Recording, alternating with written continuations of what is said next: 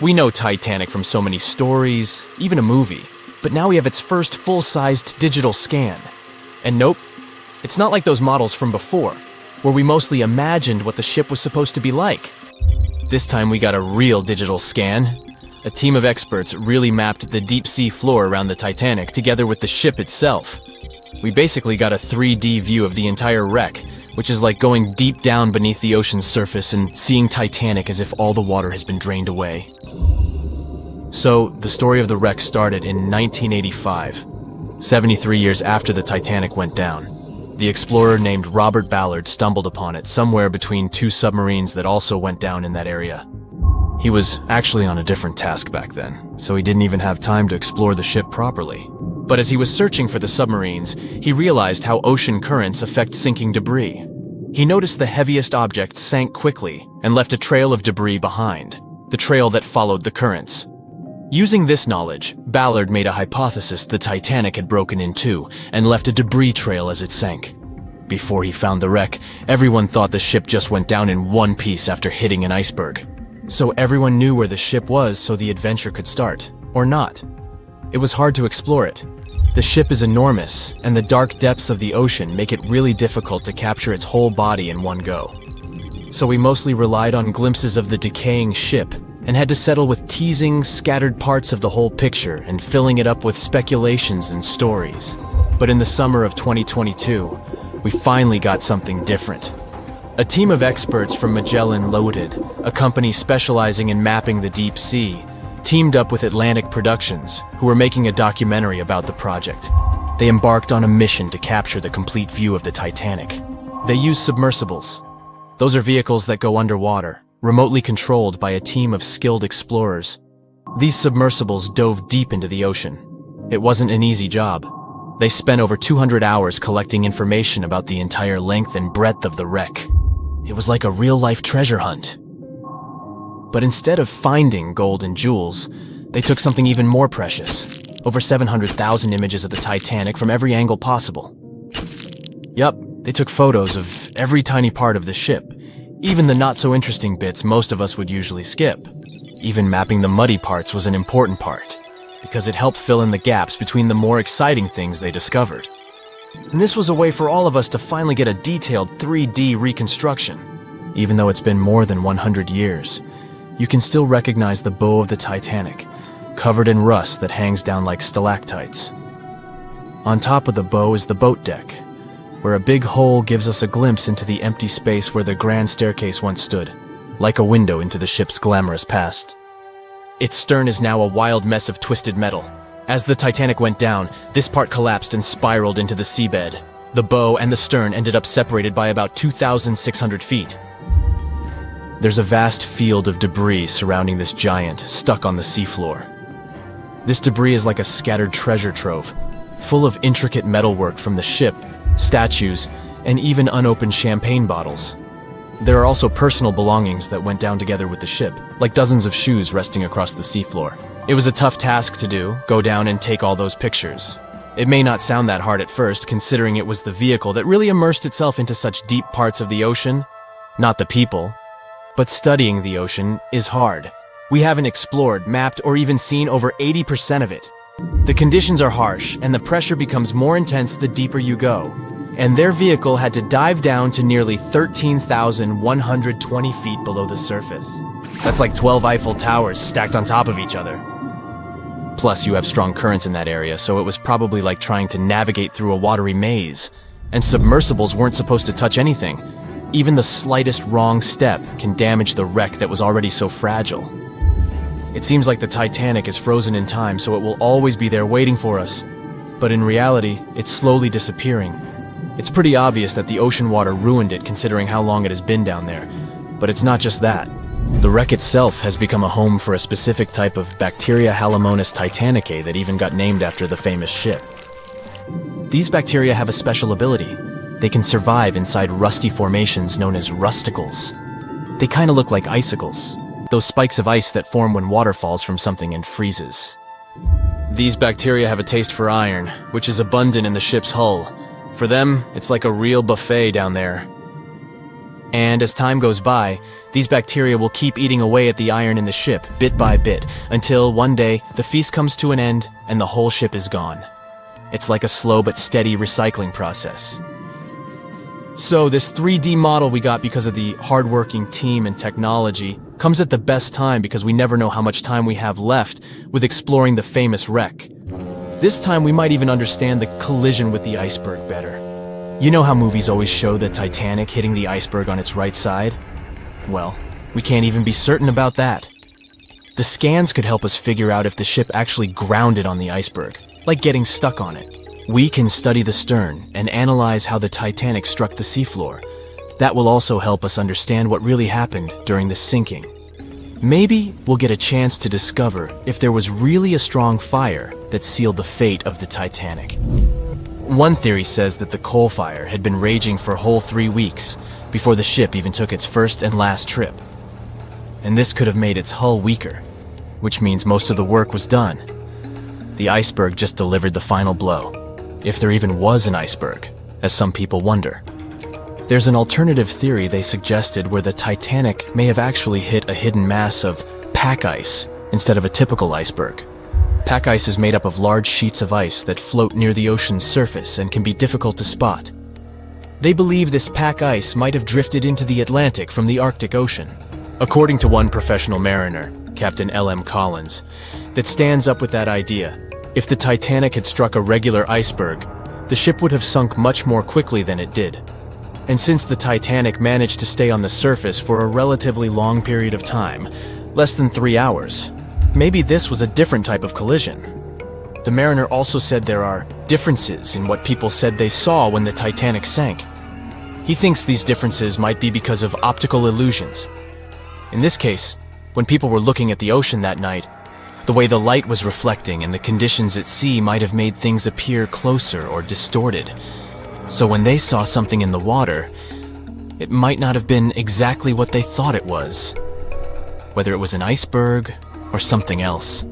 Binoculars might have helped the crew members to spot the potential danger, but unfortunately, they didn't have any. It appears they were locked inside a cabinet, and no one knew where the key was. Everyone knows the story of the Titanic, but not many people know that Titanic had 2 sister ships, and that on the night of its sinking, one of them was rushing to help but didn't make it in time. Bad luck seemed to follow the trio of ships, but each one of them had glorious moments that live in the minds of those who sailed in them. Keep on watching to discover a story of awe, ingenuity, and ill fate. And don't forget to click the subscribe button and turn notifications on to join us on the bright side of life. You know how the iceberg hit the Titanic, how the band played to the end, and how the whole tragedy unfolded, but before it happened, it would have seemed an impossibility for such a ship to meet the end it did. None of that could have been foreseen by White Star Line, the company who built the Titanic, who had high hopes for what the unsinkable ship and its sister ships, the Britannic and the Olympic, would accomplish. The Olympic was the first of the trio to make sail on June 11, 1911, heading towards New York. The sheer size of it would wow the crowds. The Olympic's maiden voyage went without incident, and a crowd of 8,000 people in New York got to explore its luxurious accommodations while it was docked there. There were high expectations for the massive ship, but just around 2 months later, the Olympic crashed with the HMS Hawke. The Hawke got the brunt of the damage, as the bow was left flat as a pancake. After the crash, the Olympic made its way slowly back to Belfast, where the Titanic was being constructed. On the dock, people could see the 2 enormous ships side by side, as parts of the Titanic were used to put the Olympic back in shape. A rare sight to behold. And on April 14, 1912, the Titanic hit an iceberg, and minutes later, the crew radioed nearby ships for help. That night, the Olympic was returning from New York when it received the distress signal. The ship turned around and rushed at full speed towards the Titanic, but they were so far away that they would have arrived next night. At some point during the early hours of April 15, 1912, the crew of the Olympic decided they wouldn't make it in time and stopped course. The survivors of the Titanic were eventually rescued by the Carpathia. Olympic was set up with lifeboats for all crew and passengers after the Titanic sank. It went from having 20 lifeboats to 64. Changes were also made to the watertight bulkheads and an extra hull, To construct a type of double hull was installed. It was determined that a double hull would have kept the Titanic from sinking. For several years, Olympic was used in the war effort against Germany. Throughout the years, Olympic carried over 200,000 passengers, which included thousands of Americans fleeing from Europe and troops battling during World War I. One of the most significant moments for this ship was when it struck a German submarine and sank it. It was discovered that the submarine was preparing to fire a torpedo on the Olympic before Olympic rammed it. The Olympic ended up sailing the seas for 3 decades, which earned her the nickname of the Old Reliable, despite some previous accidents. It went on to help the survivors on the HMS Audacious when it was sinking, and do what it couldn't for its sister, Titanic. Eventually, bad luck caught up with the Olympic. The ship crashed with the Nantucket Lightship, and the crash signaled the beginning of the end. Beaten up, and after years of service, the Olympic was demolished and scrapped for parts. The Old Reliable saw many years of service and thousands of passengers, but the Britannic's journey was shorter-lived. When the Titanic sank, White Star Line was faced with a problem since they already had another enormous ship in the works. White Star Line began construction on the HMHS Britannic on November 30th, 1911, around 4 months before the Titanic sank. Although the Britannic was the youngest of the trio of ships, having been constructed last, it was also the biggest.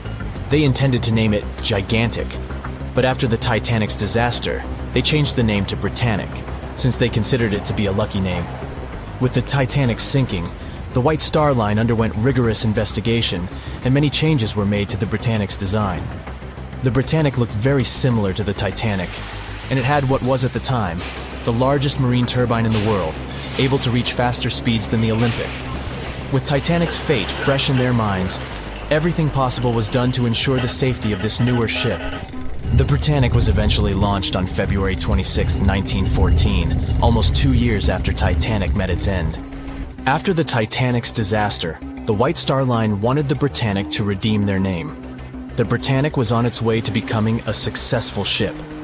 It transported passengers for over a year and a half when the British government requisitioned it and turned it into a hospital ship during the beginning of World War I. The ship became an even more impressive sight to look at. It was painted all white, with enormous red crosses on its side to indicate it was a hospital ship. One of the ship's surgeons, Dr. J.T.H. Beaumont, thought of it as the most wonderful hospital ship that ever sailed the seas. It could treat as many as 3,309 patients at once. This is how the Britannic became His Majesty's Hospital Ship, or HMHS Britannic. Though the sight of this magnificent ship must have put a smile on a wounded soldier's face or two, the Britannic didn't operate for long. Just a year after it was turned into a hospital ship, the Britannic was making its way through the Aegean Sea to pick up wounded soldiers, when it was struck by a loud explosion. The passengers didn't know what had happened, but headed to the deck to disembark. It is unclear what hit the Britannic, but the general consensus is that it was struck by a mine left by a German U-boat, though some still believe a torpedo hit it. The captain tried to move the ship to a beach close by, but the ship was sinking fast. In the desperation, against the captain's orders, several crew members launched lifeboats and disembarked. But since the ship was moving and the propellers working, the lifeboats were sucked and destroyed by the propellers. Though so much effort had gone in to ensure the Britannic was safer than the Titanic, whatever explosion occurred left the Britannic in the same dire condition as the Titanic in just 10 minutes. In a cruel twist of fate, it also sank in the ocean. Unlike Titanic's enormous death toll, only 30 people perished in the sinking of the Britannic, and over 1,000 survived. So many people survived because the accident happened in the morning, when the temperature of the water was warmer and the Greek island Kea was close by to offer help. In the end, the Britannic only sailed the seas for over 2.5 years. The bad luck that followed the Titanic and the Britannic and the accidents and demise of the Olympic was remarkable. But what was most impressive is that there was a woman who sailed on all 3 ships and survived. Violet Jessup was a crew member and nurse aboard the ships. She was there when the Olympic collided with the HMS Hawk in 1911 and disembarked safely. 2 years later, she escaped the sinking of the Titanic in lifeboat number 16, and she showed some women it was safe to board the lifeboats. You'd imagine that would be enough to keep her from ever getting on a boat again, but not for her. A few years later, she served as a nurse in the Britannic while it was used as a hospital ship. When the explosion occurred, Violet jumped overboard, was pulled under by the water, and hit her head on the keel but survived. Can you imagine her experience? She must have had nerves of steel. All in all, the trio of ships saw journeys of triumph and tragedy. Ill fate might have followed them, but all the survivors were left with incredible stories to tell.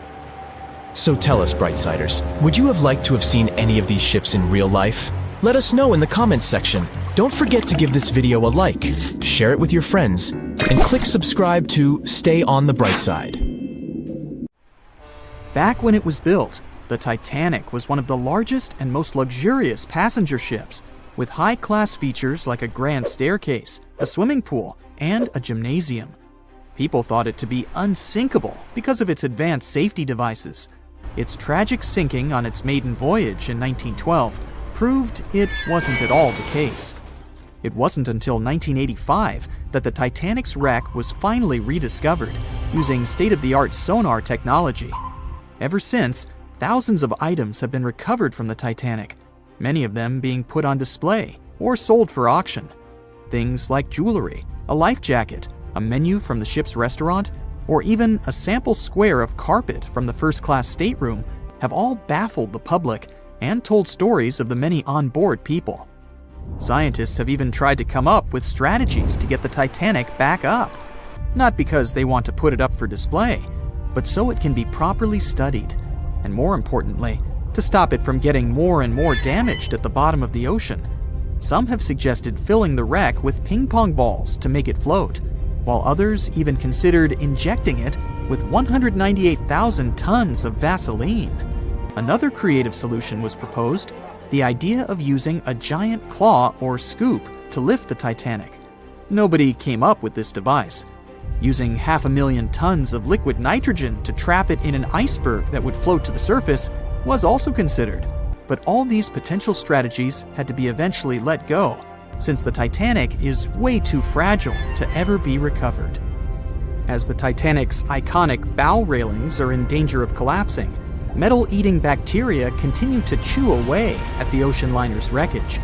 An undersea exploration company plans to gather data about the ship's deterioration in annual expeditions. They hope this will help them learn more about the Titanic, and also more about the ecosystem that shipwrecks create. The over 100-year-old ocean liner is also being damaged by deep-sea currents daily. Some experts predict that the ship could disappear in a few decades due to holes in its hull. The deck that passengers crowded on as the ship sank has caved in.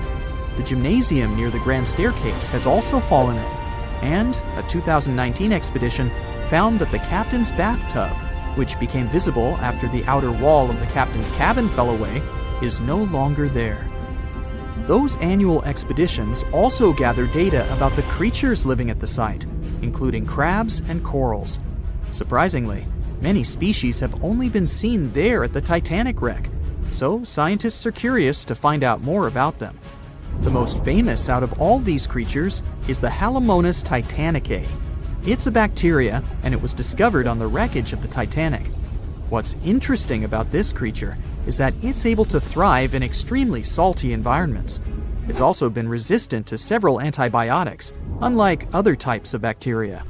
It's probably because of this superbacteria that the deterioration of the ship's iron hull happened so fast. The expedition will also look at the debris field and its artifacts. On the site, there are still traces of little personal items like clothes and luggage. One of the most interesting stories about Titanic artifacts is that of the passengers' shoes. Most of the Titanic items that have been lost at sea deteriorated or disappeared completely. But not the shoes. They seem to be able to resist the harsh conditions. On top of that, the leather in most shoes is perfectly preserved, probably because of tannin, a substance used in the tanning process of leather. It helped the shoes resist the damaging bacteria found underwater. All this exploring might have gotten you all excited. If that's the case, I have some good news to share. You might even be able to join the expeditions. To personally explore the Titanic, you have to plan ahead and apply to be a mission specialist with OceanGate. the company responsible for the journey. However, this experience does come with a high price tag of $250,000. Despite the cost, this once-in-a-lifetime experience is in high demand because of the limited spots available. If you can afford the exploration, you will have the chance to collaborate with renowned specialists in marine biology, oceanography, the Titanic, DNA, and the deep ocean. Accommodations and meals on the dive support vessel are also included, as well as training and guidance from specialists before and during the mission. Lastly, you don't even need to bring your own gear, as the expedition equipment is included as well. Sure, ships have evolved and modernized over the years, and these days we have technology that is way better than that available on the Titanic. But this ship remains an amazing piece of history because of its many unusual features, like the fact that the Titanic's whistle was loud enough to be heard over 11 miles away, or the fact that the ship's hull was painted with a special mixture of red lead and linseed oil, which was believed to be effective in preventing the growth of seaweed and other marine organisms. However, despite popular belief, the ship's iconic fourth smokestack was not functional and was only used for ventilation and aesthetics. Probably one of its biggest flaws was its number of lifeboats. Despite its size and luxury, the Titanic only had 20 lifeboats on board, which were not enough to save all of its passengers and crew once it hit the iceberg. The Titanic may be the most famous shipwreck, but it's not the only one. The fleet of Kublai Khan tells a similar story. This one was a large naval force commissioned by the Mongol ruler Kublai Khan in the 13th century. The fleet was intended to travel to Japan and establish the Mongols as powerful rulers in the region. However, in 1281, the fleet was supposedly caught in bad weather and was seriously damaged, with many ships being destroyed. Legend has it that the fleet was torn down by a massive typhoon that came to be known as the kamikaze, or divine wind. This strong storm was believed to have been sent by the higher spirits to protect Japan from the Mongols. The truth about its disappearance remains a mystery to this day. However, the wreckage of the fleet, or parts of it, appears to have been discovered in the 1980s by Asian archaeologists.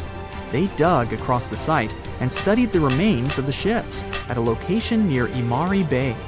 The shipwreck is, to this day, considered to be an important archaeological discovery.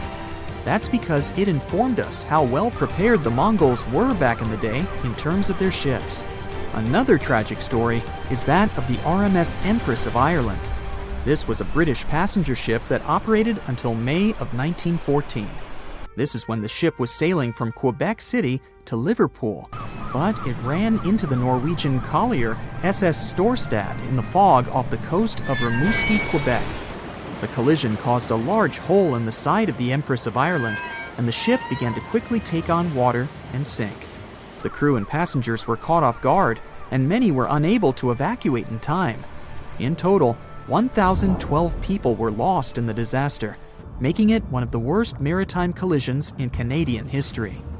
Rescue efforts were hampered by poor visibility and the fact that many of the lifeboats were damaged or unusable.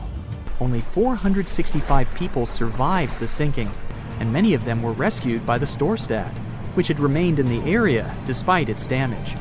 The sinking of the Empress of Ireland was a national tragedy in Canada, and it led to changes in maritime safety regulations and the establishment of a Coast Guard. The ship still lies at the bottom of the St. Lawrence River, where it has become a popular dive site for enthusiasts.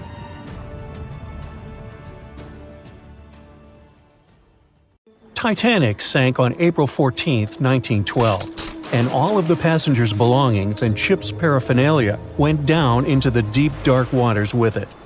These objects patiently waited to be discovered until 1985. Titanic sank fast, and there seemed to be almost nothing left from the ship. Yet divers in small submarines managed to retrieve plenty of artifacts from the wreckage. If you wonder what those surprising items look like, hey, join me. A number of museums have collections of Titanic items rescued by divers or donated by survivors and their relatives. And some of those items are even sold at auction. So if you're ready to spend a pretty penny on an exclusive artifact, Hey, why not? The first artifact on my list is a pocket watch belonging to a Titanic passenger, John Chapman. John and his wife Elizabeth were on their honeymoon. When the ship hit the iceberg, Elizabeth was offered a seat on a lifeboat next to her friend Emily Richards. There was a problem, though. Mr. Chapman couldn't enter the lifeboat. Elizabeth turned to her friend Emily and said, "Farewell. If John can't go, I won't go either." Now, that's what I call true love. After a short time, the ship went under. If we step back and return to Chapman's pocket watch, we'll notice one more heartbreaking detail. Experts believe the watch stopped around the time the ship finally submerged. Do you remember the iconic scene in the Titanic movie where the ship's band continued to play while the ship was sinking?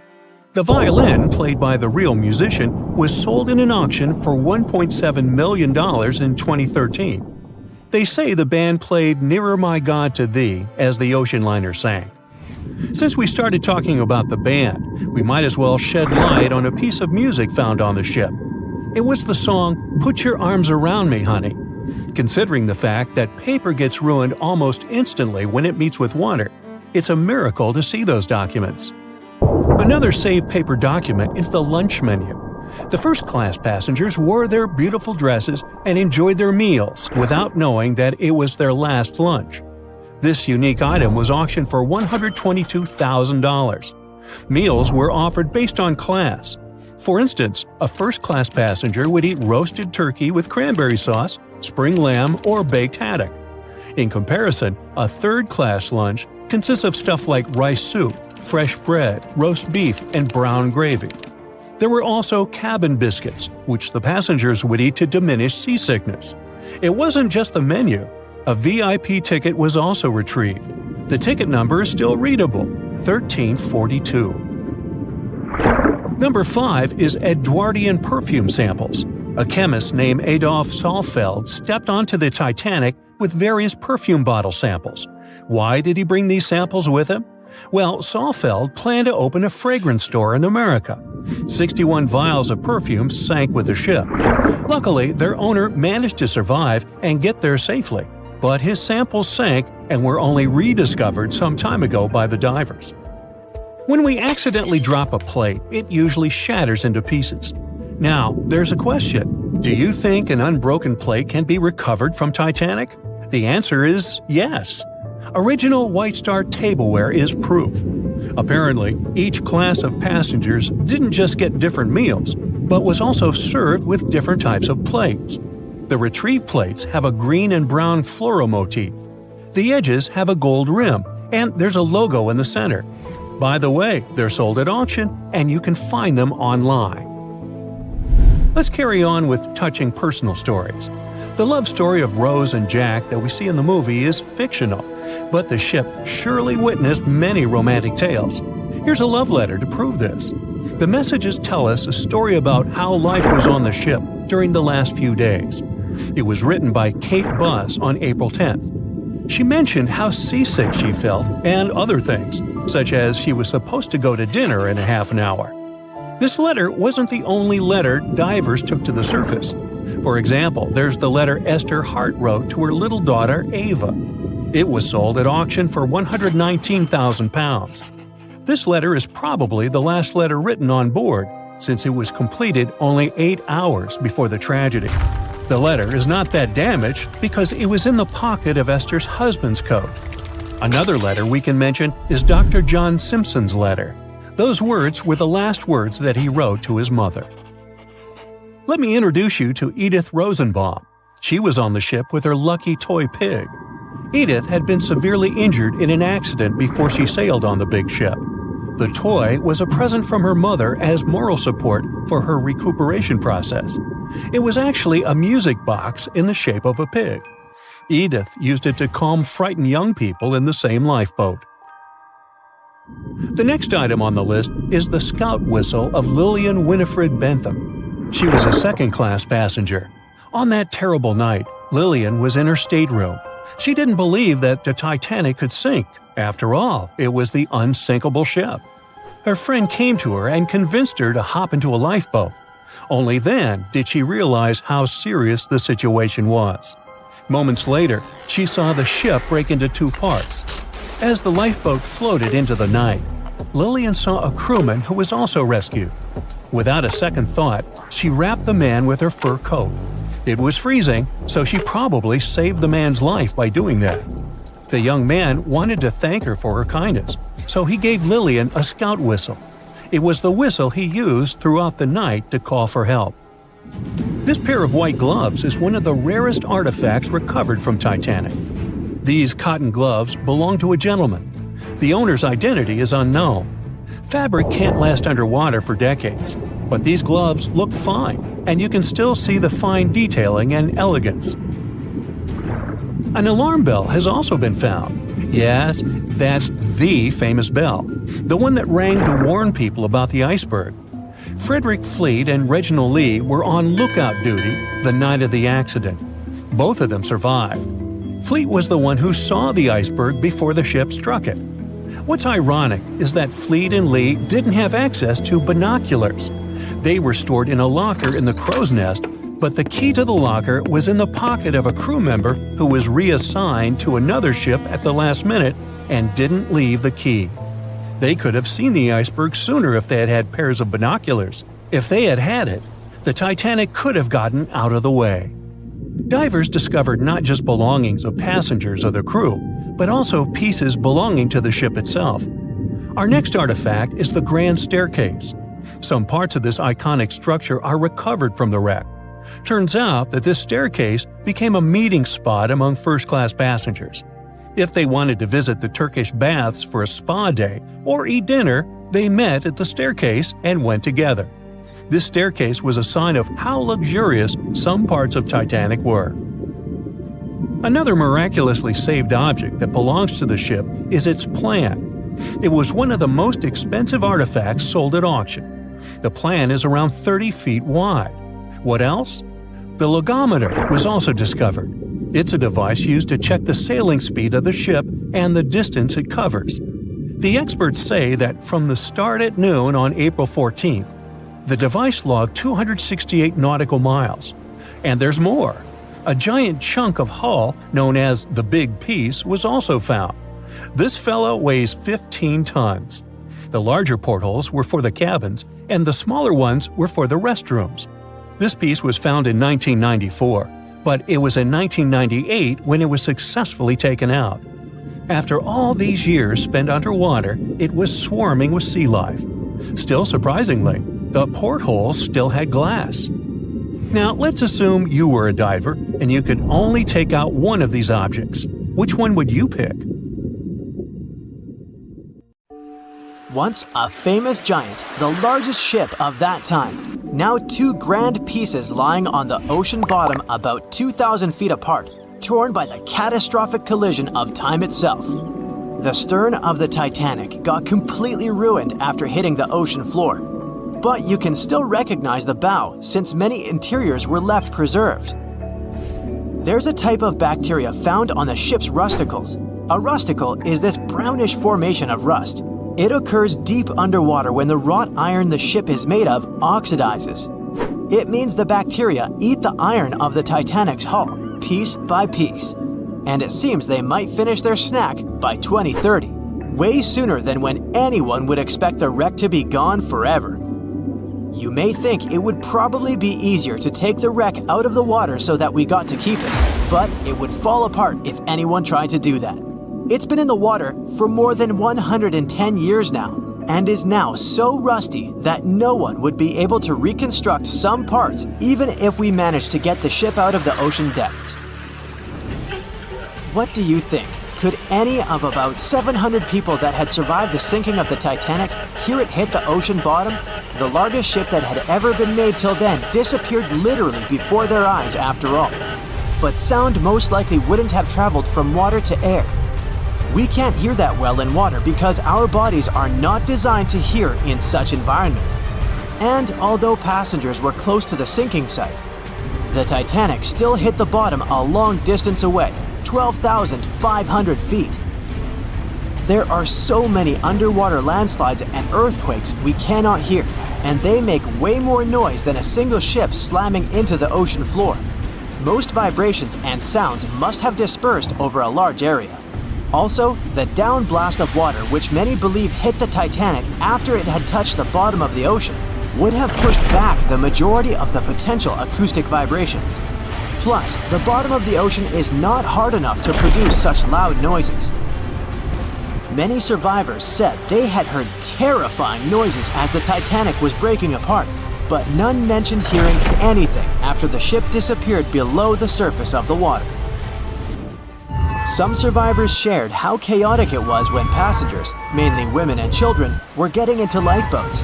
There weren't enough boats, and still, some of them weren't even filled to their full capacity.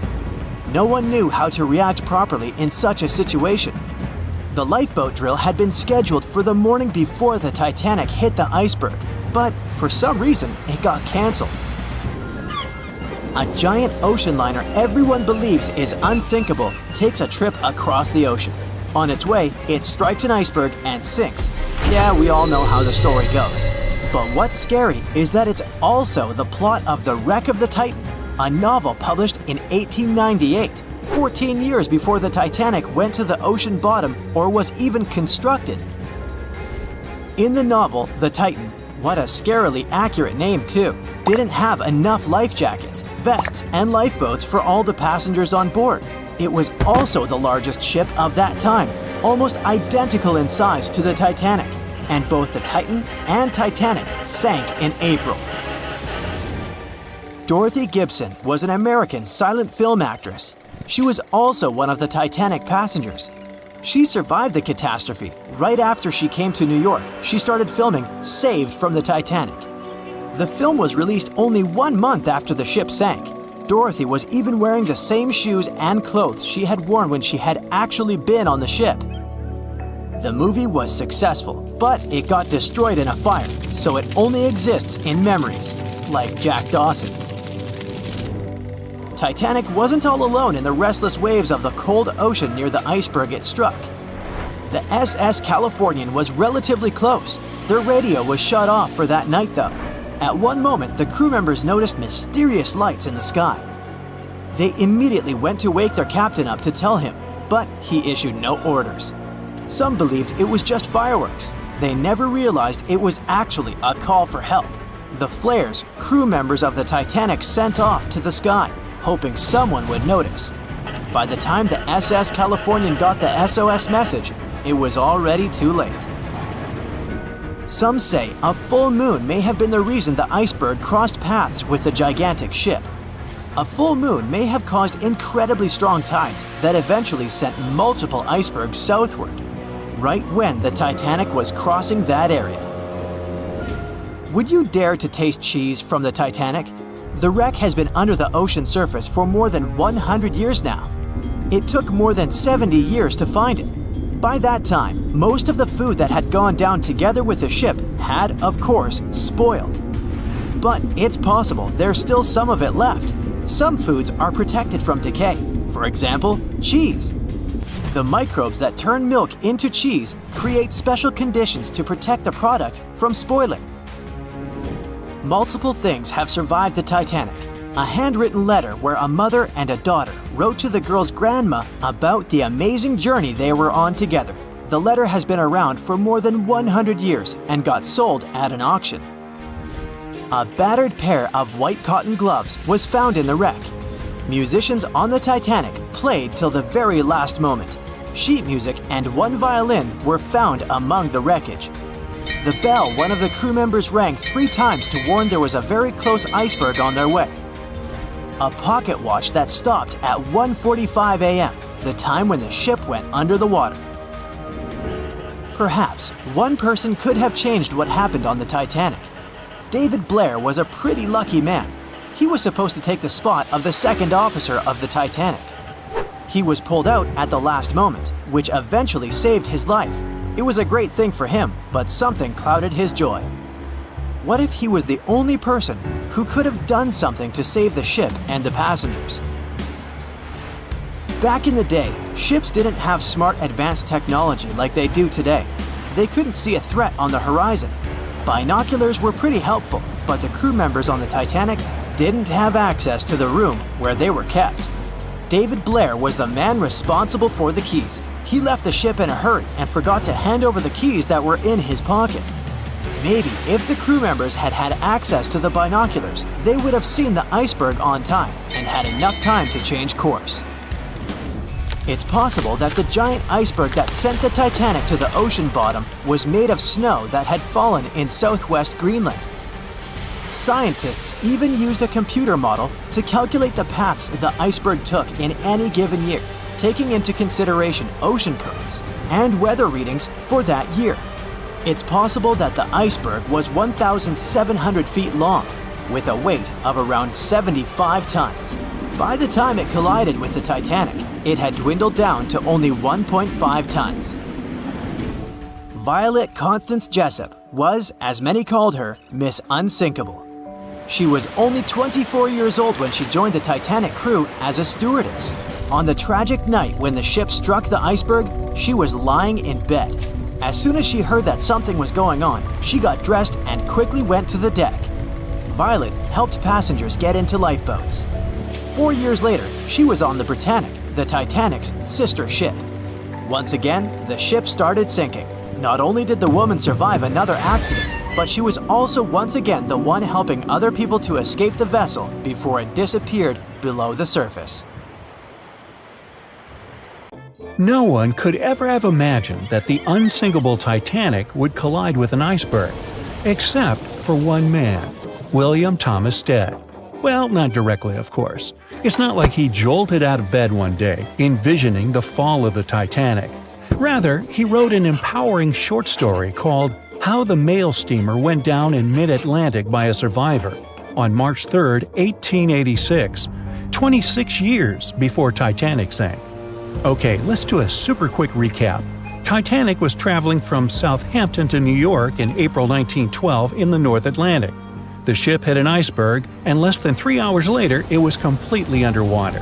Out of 2,208 people on board, just 706 survived due to the limited number of lifeboats and icy cold water. Another passenger ship, Carpathia, heard the distress call, picked up the survivors, and brought them safely to New York. The short story William Stead wrote was about Thomas, a British sailor, who got on a passenger liner bound for the U.S.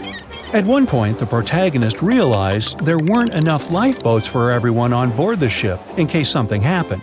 A couple of days later, heavy fog covered everything in sight. Luck was not on the liner's side, and it collided with a stray ship, just like Titanic struck an iceberg. Only 200 out of the 916 people made it safely to the U.S. The main character managed to survive by jumping into the water and climbing into one of the lifeboats. Now, you'd think that the story riled up everyone in the industry to add extra lifeboats on ships. But sadly, it received very little attention when it was published. Even more tragically, William Thomas Stead was on Titanic when it sank, and he didn't make it. The survivors who knew Stead mentioned that he had always been cheerful and had loved to chat during meals. He complimented the ship's design and how sturdy it was. Witnesses also talked about how he had been helpful when the ship had been sinking, having given his life jacket to someone else. He was a journalist by profession and was on his way to New York for a ceremony. One of his most important contributions to modern journalism was the use of illustrations in every newspaper article. He also introduced newspaper interviews, and they're still used to this day along with illustrations. But this story wasn't the only published work that predicted the disaster. Morgan Robertson was an author and former ship captain who wrote short stories and novels. His most notable novella is The Wreck of the Titan. It's also known as Futility. The book was written in 1898, 14 years before Titanic. It was a fictional story about the Titan, an ocean liner similar to Titanic, which was crossing the North Atlantic. It's also a coincidence that Titan was just as fast as Titanic and shared many other similarities, like size and design. The book described it as unsinkable and the largest ship to hit the ocean at the time. That's what they said about Titanic, too. Another eerie similarity was the limited number of lifeboats it had. The story took place in April, And that's when Titanic set off on its journey and hit the iceberg. The Titan story also mentioned that barely anyone had survived that horrible accident. Unlike Stead's story, the protagonist of Robertson took a different path. The Titan sinking happened somewhere halfway through the book, so after the accident, the main character went on with his life. The book was brought back into the spotlight after the Titanic disaster. How could someone describe the events that took place almost a decade later so accurately? Many started to believe Robertson could see the future. But the reality was that Robertson knew his way around a ship. It was easy for him to write down the nitty-gritty of things without doing more research. Realistically, one of the biggest threats for ships at that time was hitting an iceberg or colliding with other ships. The next story sounds somewhat mysterious. Once, Alex Mackenzie heard a voice that warned him not to board Titanic. But when he turned around, there was nobody there. As he continued walking, the voice spoke to him again. But this time, it was louder and more distinct. He took the warning seriously and decided to cancel the trip and go back to Glasgow, Scotland, his hometown. His grandparents weren't too happy to find him back home instead of on Titanic. After all, the ticket was very expensive. That disappointment very soon disappeared when they heard that the ship had struck an iceberg. John Coffey was a member of the crew of Titanic, but he decided to ditch the ride when the ship stopped at his hometown in Queenstown, Ireland. His inner voice told him to get off the liner, and he did. He was only 23 at the time, and for someone his age, it could be a major career boost and an opportunity to grow.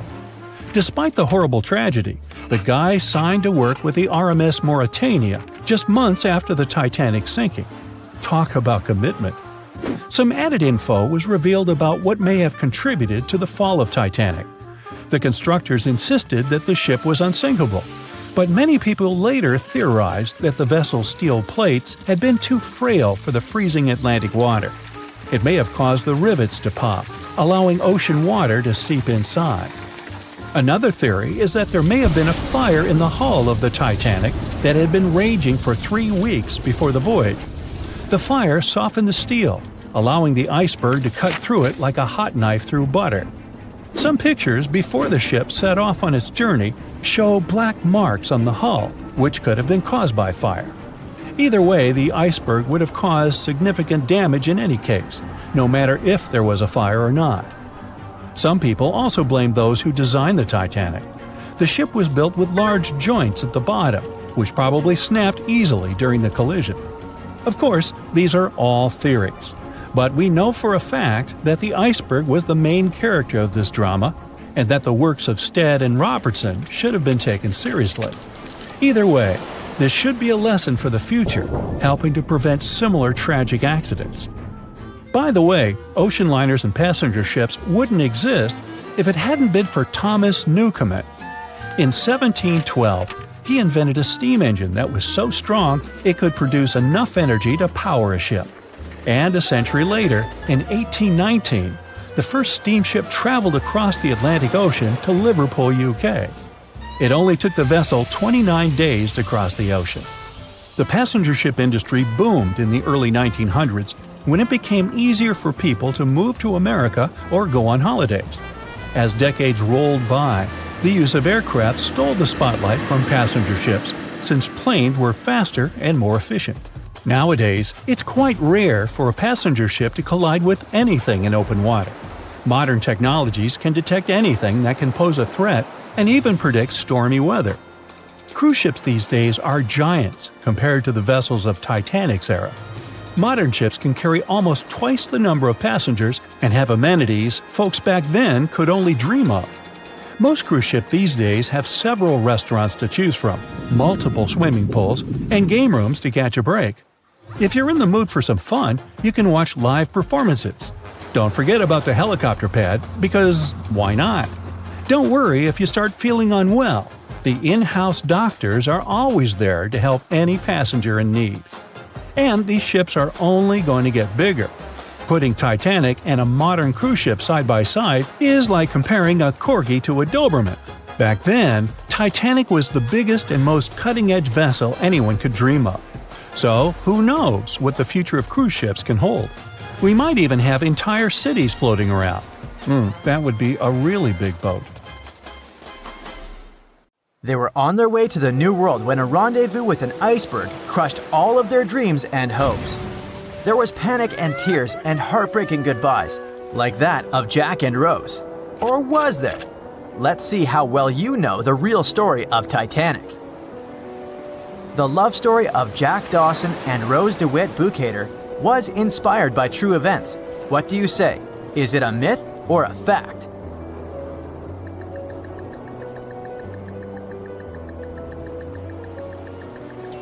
The most emotional Titanic love story was actually all made up by the screenwriter and director of the famous movie, James Cameron.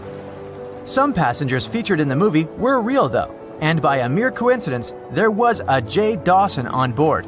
His name was Joseph, not Jack, and he worked as a coal trimmer. The most expensive object lost with the Titanic was a painting by Pablo Picasso. What's your take on this one?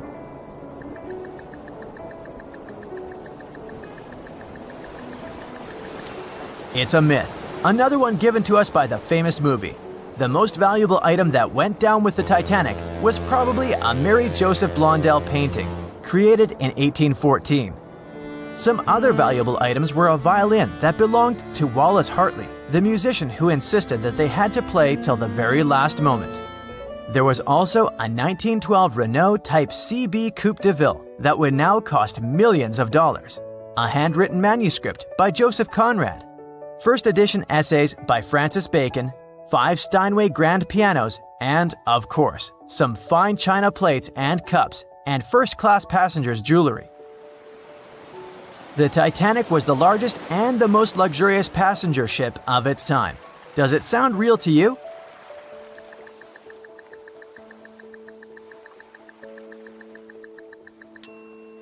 Yep, it's totally true. In April 1912, the Titanic was the largest ship ever built. It was 882 feet long and had a maximum passenger capacity of 2,435 people. That's not a lot compared to the largest cruise ship of today, the Symphony of the Seas. It's just a bit longer than the Titanic, but has more than double the passenger numbers. And yes, no other cruise liner has probably beaten the Titanic in terms of luxury to this day. It costs more than $200 million to build in today's money. The tickets were also quite expensive. Duh! First-class tickets ranged in price from $1,700 in today's money for a berth up to $50,000 for one of the 2 parlor suites. Second-class tickets were $700. Third-class passengers had to pay between $170 to $460. Most of the passengers of the unsinkable ship managed to survive. True or false?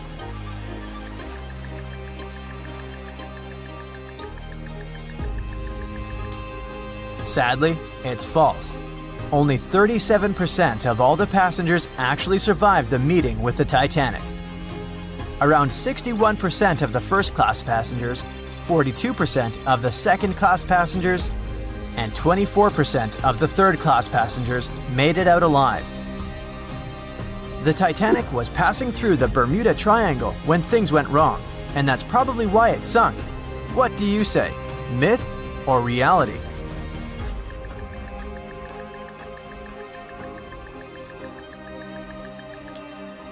It's 100% a myth.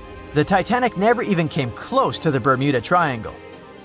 The liner sank about 400 miles south of Newfoundland, which is a huge distance to the north of Bermuda, the infamous area where ships and planes disappear without a trace. We might have the moon to blame for the sinking of the Titanic. True or false?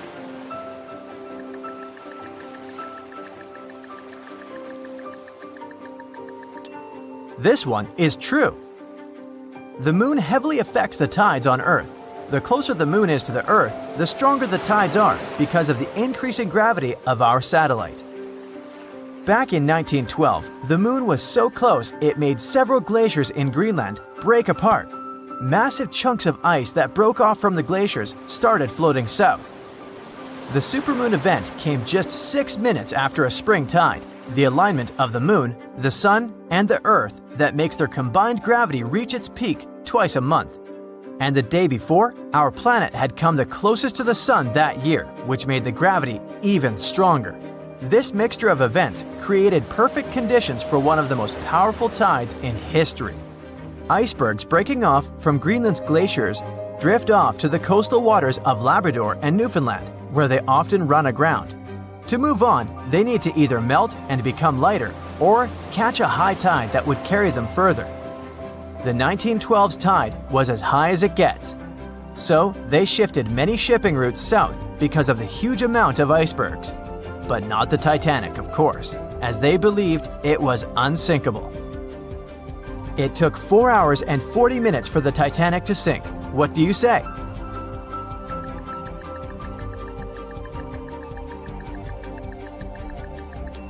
It's false, and if you're a Titanic expert, you definitely know it was actually 2 hours and 40 minutes. And this was slow enough, given the damage caused by the iceberg.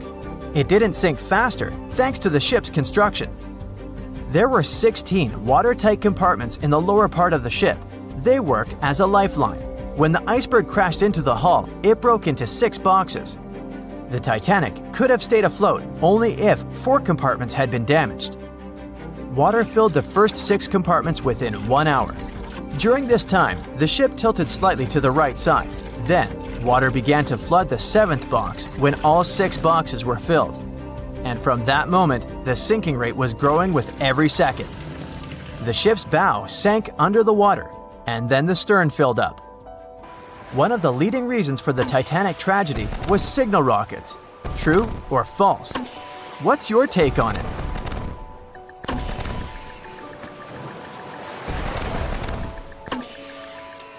This one is true.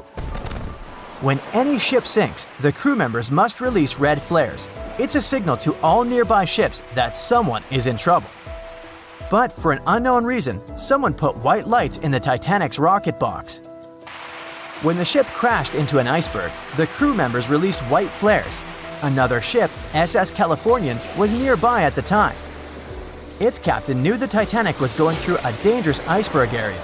The crew of this ship didn't see the Titanic in the dark, but they noticed white rockets. Radio communication between the vessels didn't work.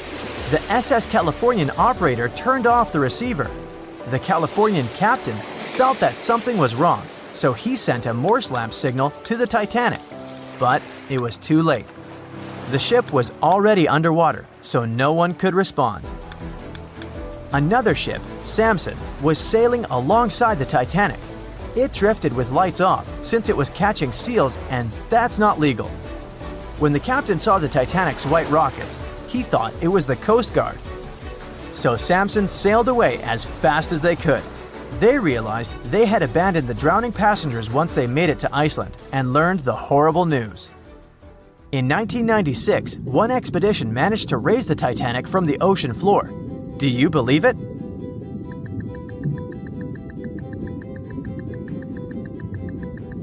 If you don't, you're right. There were different ideas on how to raise the Titanic, from doing it with compressed air to putting it in wire mesh and covering it with liquid nitrogen, or using giant magnets. The only real attempt to raise the Titanic was made in 1996, and it failed dramatically. The expedition's goal was to lift a part of its hull, weighing about 21 tons. It would still have been the largest piece to see the sunlight again, if the operation had succeeded, that is. They lowered 4 large bags filled with diesel fuel to the bottom of the ocean and attached them to the hull plate. Then, the fuel bags were released and they started lifting the pieces on their own. The plate was about 200 feet below the surface when the weather got rough. The expedition members decided to tow the part to calmer waters around 80 miles away. Long before they reached the towing destination, half of the plate broke off and sank to the bottom again. 2 of the lifting bags seemed to have broken loose, and the hull went down. The Titanic will most likely crumble to dust halfway up if someone tries lifting it again. So, how many correct answers do you have? Let me know in the comments below. A beam of electric light pierces the darkness over the calm waters of the Atlantic Ocean. The Titanic is quietly making its way through the waves, its passengers asleep, when suddenly a monstrous white shape is caught in the light beam. The fateful iceberg is about to rend the side of the legendary ship.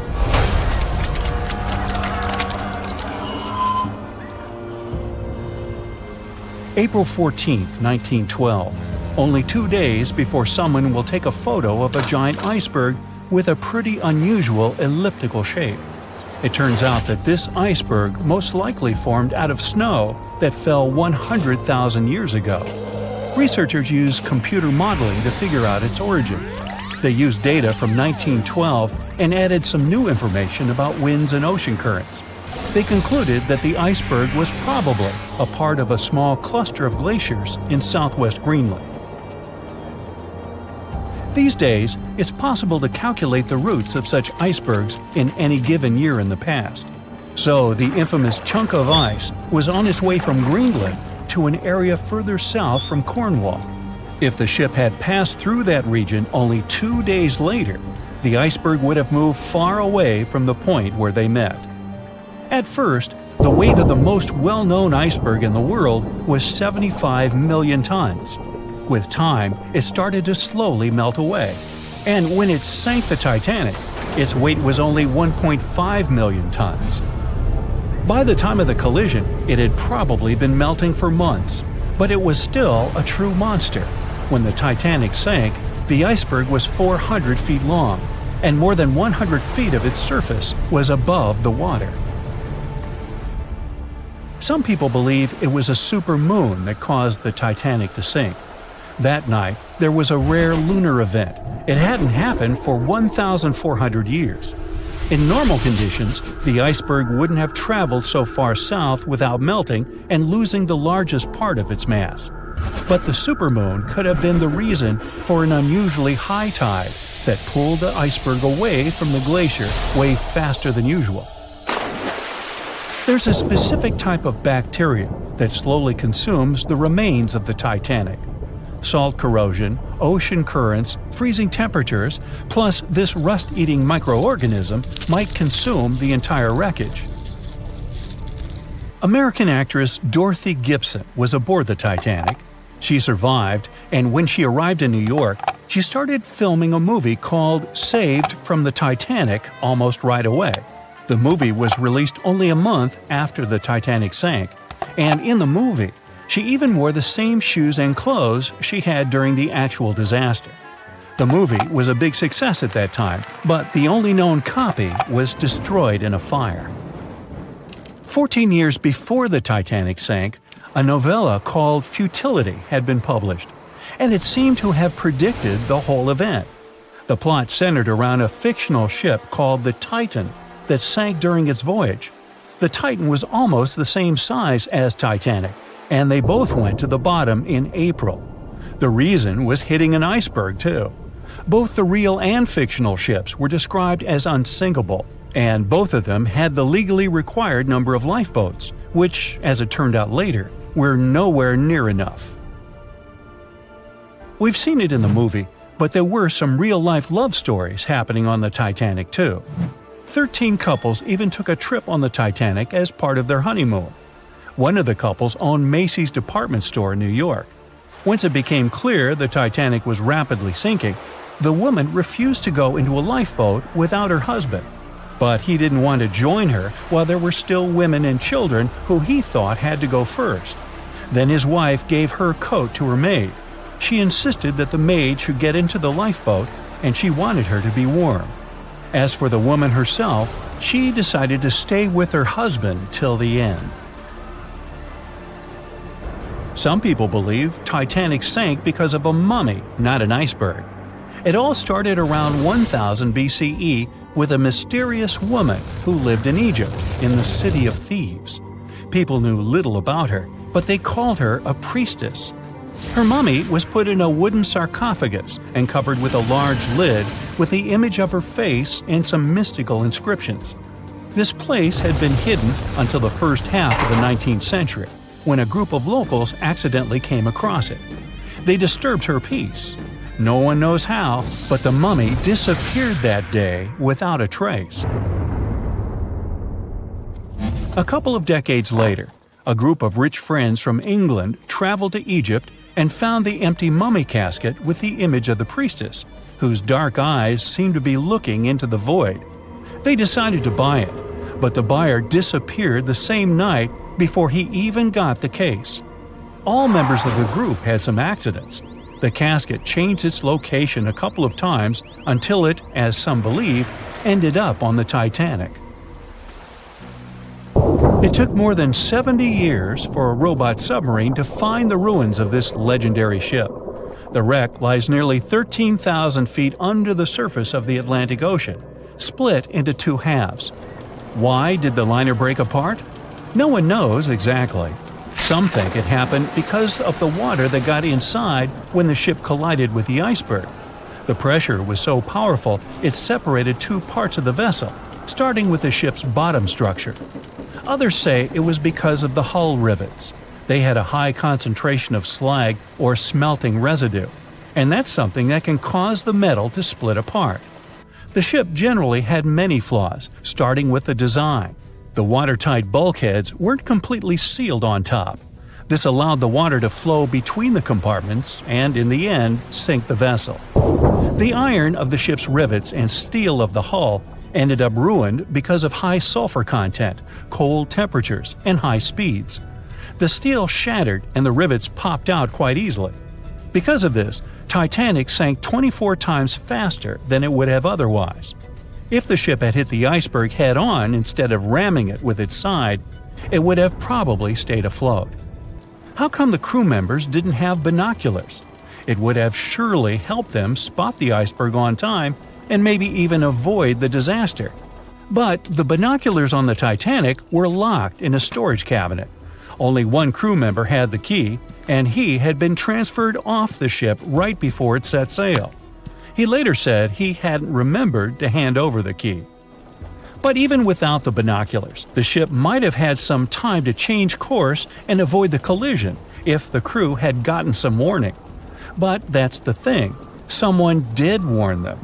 About an hour before the incident, a ship that was relatively close to Titanic, the SS Californian, sent a message to inform them it had stopped because of dense ice field. But the warning never got to the Titanic's captain. Some experts say it was because the radio operator didn't think it was that urgent. And later, the SS Californian said they didn't get a call for help from the Titanic because their radio operator was off duty. Some say the crew on the Titanic couldn't spot the iceberg on time because of an optical illusion. Atmospheric conditions that night probably caused super refraction, which could have camouflaged the berg. After all, no one actually saw the iceberg until it was too close to the ship to somehow avoid the crash. Not even a whole minute passed between the moment they saw the iceberg and the collision. It was only 37 seconds, and it took Titanic 2 hours and 40 minutes to disappear below the ocean's waves.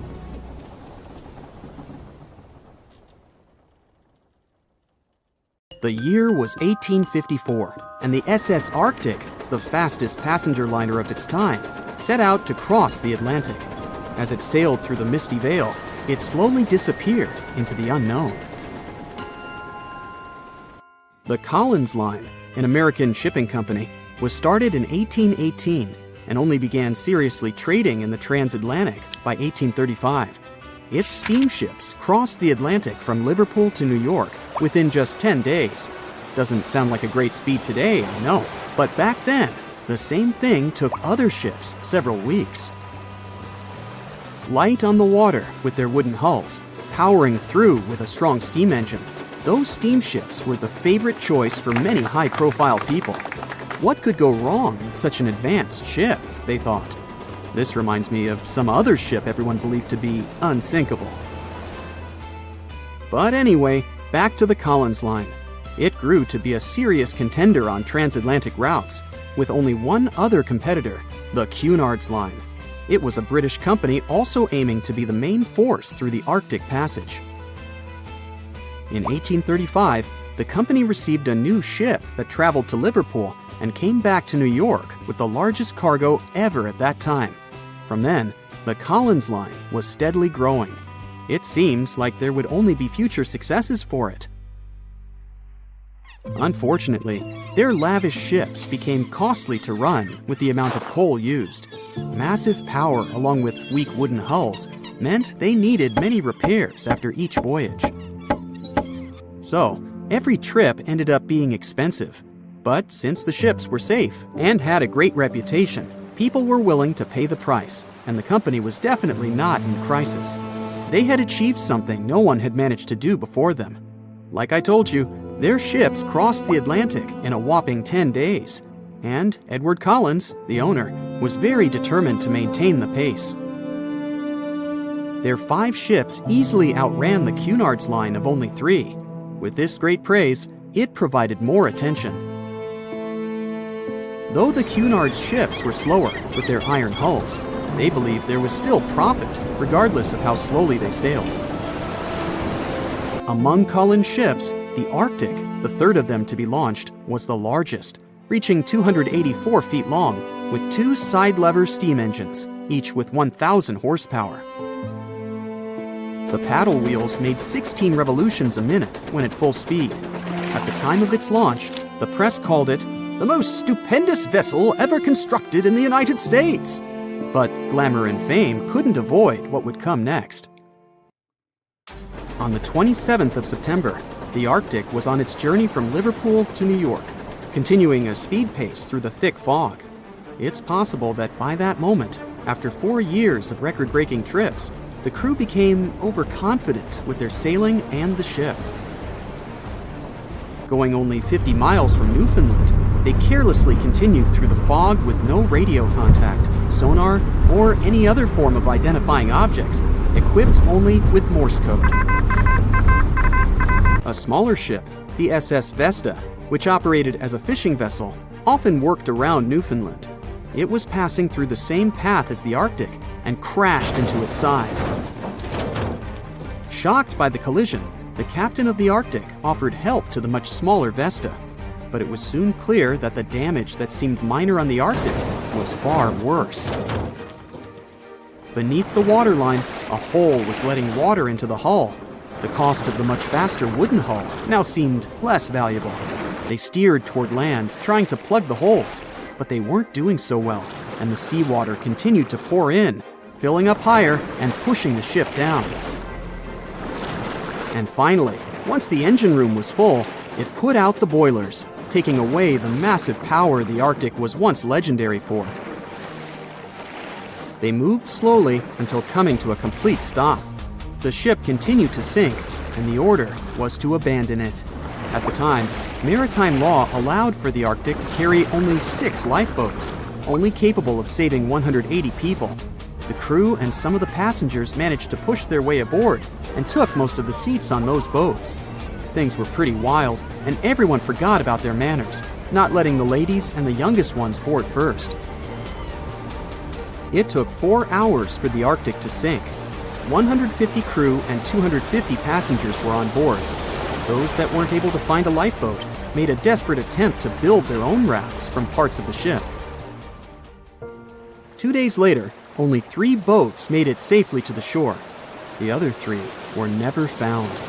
Believe it or not, the rescue party also saved some people that had been clinging to the wreckage for 2 days. Unlike the crew, the captain went down with the Arctic, but amazingly survived. He would be only one of 85 people that made it, out of the 400 on board. When the news arrived 2 weeks later, the public responded with great sadness to the losses. Great anger soon followed towards the poor safety measures in the crew. The press published demands to change the laws for more lifeboats. It only made sense to have enough for every person on board a ship. But they ignored those requests. This neglect would lead to more disasters in the future. Enough lifeboats would only come into maritime law some 60 years later, after the disaster of the Titanic. Edward Collins' wife and 2 children were also aboard the ship and didn't return. He was heartbroken, but didn't stop running his business. The Collins Line still had a reputation to uphold, the biggest, fastest, and most luxurious on the Atlantic. Edward Collins would now build an even better ship than any other. It was named the Adriatic, and it was the largest ship in the world, 354 feet long. With two alternating steam engines that had never been built of this size. These steam engines at the time were at the height of engineering, though today you can only see them in models and toys. With the new addition of two masts, the Adriatic would also be able to sail if needed. Luckily, they made some lessons from the disaster of the Arctic. But before their new ship, the Adriatic, was built, another disaster had occurred. The sister ship of the Arctic had also sunk. They believed this second ship was desperate to stay in front of the Cunard's line and hit an iceberg somewhere during the race. This weird contest took the lives of 141 people. The desperation of Collins and his weakly built hulls pushed the company towards bankruptcy in 1858. The newly built Adriatic, costing over $1 million, had only made one voyage in the end. And even that voyage was considered a disaster. The ship collided with a tugboat. It still managed to finish its maiden voyage at a suitable time. After the company had gone bankrupt, they had to sell the ship for only $50,000. They removed the great giant engines, replacing them with only sails. Although it was once the greatest ship on the high seas, it was only 30 years later until it was abandoned, labeled irreparable, and anchored in a river. The other remaining ships were also sold and only used for parts. Edward Collins left the industry altogether, seeking work on dry land instead. As the Collins Line was no longer in the mix, the Cunards would grow in strength. Without competition, they would win the Blue Riband for the next 30 years, and 180 years later, after producing hundreds of ships. They still have a constant presence on the seas as they provide transatlantic crossings, world voyages, and leisure cruises. To this day, the Cunard Line is the only one to run ships between Europe and America, and it's great proof that it's not always the fastest that's the best. Staying in the water that's 70 degrees Fahrenheit for a long time definitely won't do your health any good. A water temperature of 50 degrees Fahrenheit is a nightmare. It feels much colder than the air of the same temperature. The passengers of the Titanic were in 28 degrees Fahrenheit water. Can you imagine how cold it was? Even the iceberg that the Titanic met was warmer. The water didn't freeze because of the high salt content. But what if the temperature had been higher? What if the Titanic had sunk in warm water, say 120 degrees Fahrenheit? Theoretically, this could have happened had the waters of the North Atlantic met a warm undercurrent from the southern part of the ocean on disaster day. But this heat wouldn't have been enough. The ocean area is too vast, and the temperature is too low at night. The warm undercurrent alone wouldn't have made a difference for people who were overboard. But if the Titanic had sunk in another place at one particular moment, perhaps then all people could have been saved, thanks to an incredible natural phenomenon. Now, on board everybody, our voyage to a parallel universe begins. It's a moonless night on April 14th through 15th. The Titanic crashes into an iceberg. Icy water floods the lower decks. The captain sends a distress signal. The nearest rescue ship, Carpathia, is 58 miles away from the sinking Titanic. At maximum speed, Carpathia will get there in 4 hours. That's quite long, even in warm tropical waters, since your body loses heat anyway. The Titanic begins to sink. The crew downs lifeboats. Some of the passengers jump overboard. The ship is going under the water. There are no boats left, so you jump along with other passengers. It feels as if you got inside a huge iceberg. The water is so cold that it's hard for you to move. You can't even scream because there's no air in your lungs. But at this moment, you feel a pleasant warmth coming from the depths. The heat rises above your knees and waist, then reaches your neck. Finally, you regain control of your muscles and can breathe deeply. You notice that all the other passengers feel the same warmth. the water becomes a little hot. It makes you happy. But in a moment, horror replaces your delight. The ocean begins to foam. And not because of the high temperature, but because something is rising from the ocean floor. You hear a heavy, low sound coming from the depths. It's not a sinking Titanic, but something bigger. You can see a huge iceberg nearby. It's melting, and a huge chunk is breaking off from it. A million bubbles appear on the surface. Then you feel something hit you in the leg. Thousands of strange lightweight rocks are rising from below. There are also massive plates among them. People use them as lifeboats. You climb on one of those rocks and look at the ship. It doesn't sink, since all the water is bubbling and pushing the vessel up. You take one of the small rocks and understand everything. It's pumice. An underwater volcano has woken up right under the ship. Thousands of tons of volcanic rock are floating to the surface. When it erupts, its magma shakes the entire space, heats the water, and destroys the seabed. But it doesn't result in anything destructive on the surface. The enormous pressure of hundreds of millions of gallons of water suppresses the volcano's power. Molten rocks of the Earth's crust are pressed against the seabed, and pumice rises to the surface. And here's why it happens. The upper part of Earth consists of many solid parts, tectonic plates. These plates collide with each other and divide. And when one part separates from another, the magma immediately comes up. So, all volcanoes are these unstable fault sites. If the Titanic had sailed over one of these areas during an eruption, many passengers would have been saved. Back in the parallel universe, you notice the Titanic starts sinking again. The water is no longer bubbling. The volcano has gone out. In a matter of seconds, the ocean turns icy again. Fortunately, you have your pumice lifeboat. This is enough to wait for rescuers. But let's imagine a situation with no underwater volcano and an iceberg. A situation when the water was warm from the very beginning. One of the engines in the motor compartment of the ship breaks down. Several pipes burst because of increased pressure, and now there's a crack in the ship's body. Water is filling the lower decks. The ship is sinking. People evacuate on lifeboats. There's less panic since the night is warm and no one is freezing. Each passenger gets a life jacket. The ship is breaking. You understand that you have to jump. The Titanic goes underwater. Many passengers fall overboard in horror. They dive into the dark ocean and immediately come to the surface. Panic and complete chaos take over. The ship disappears in the dark, and finally, it's all silent. A few minutes pass, and you notice there's no panic at all.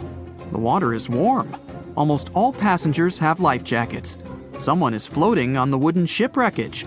After a couple of hours, the water no longer seems so comfortable. The ocean takes away your body heat. To keep warm, passengers swim closer to each other in a tight circle. Yeah, now it's quite possible to wait for another couple of hours till the rescuers come. People on lifeboats sail closer and take those who freeze on board. Passengers take turns, 20 minutes in the water, then 20 minutes in boats. It's essential not to take your clothes off. Even a wet outfit helps keep your body warm for longer. And when it seems that everyone is saved, somebody screams. A girl in a boat looks scared.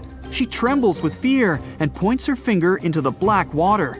Passengers try to see what's there and notice a triangular fin. 1, 2, 3. There are so many of them! The noise of the sinking ship has attracted a group of sharks. And now, they are circling the survivors, hoping to satisfy their hunger. They're swimming slowly. It doesn't look like they're going to attack. But you should keep your eyes open, as these fish are some of the world's most aggressive and dangerous sharks, the bull sharks. They can be agile, fast, and unpredictable. They don't swim in the cold waters of the Atlantic, but the water in this parallel universe is perfect for them. The sharks are strong and sturdy.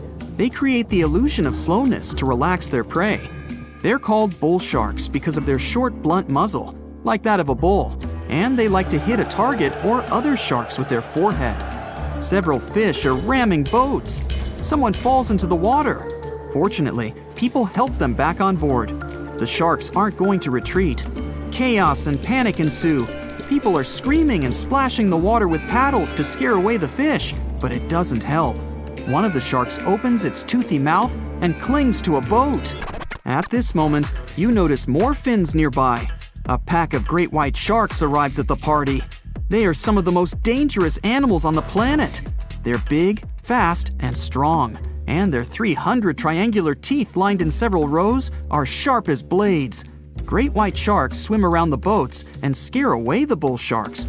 You fall off the boat and see a big fin approaching you. Fear awakens the survival instinct in you. You're trying your best to swim away from the shark as far as possible. Of course, it's useless, since the shark is much faster and will definitely catch you. You feel your foot touching the shark's nose. The other foot gets into the toothy mouth. You scream in horror. After a second, the shark lets you go.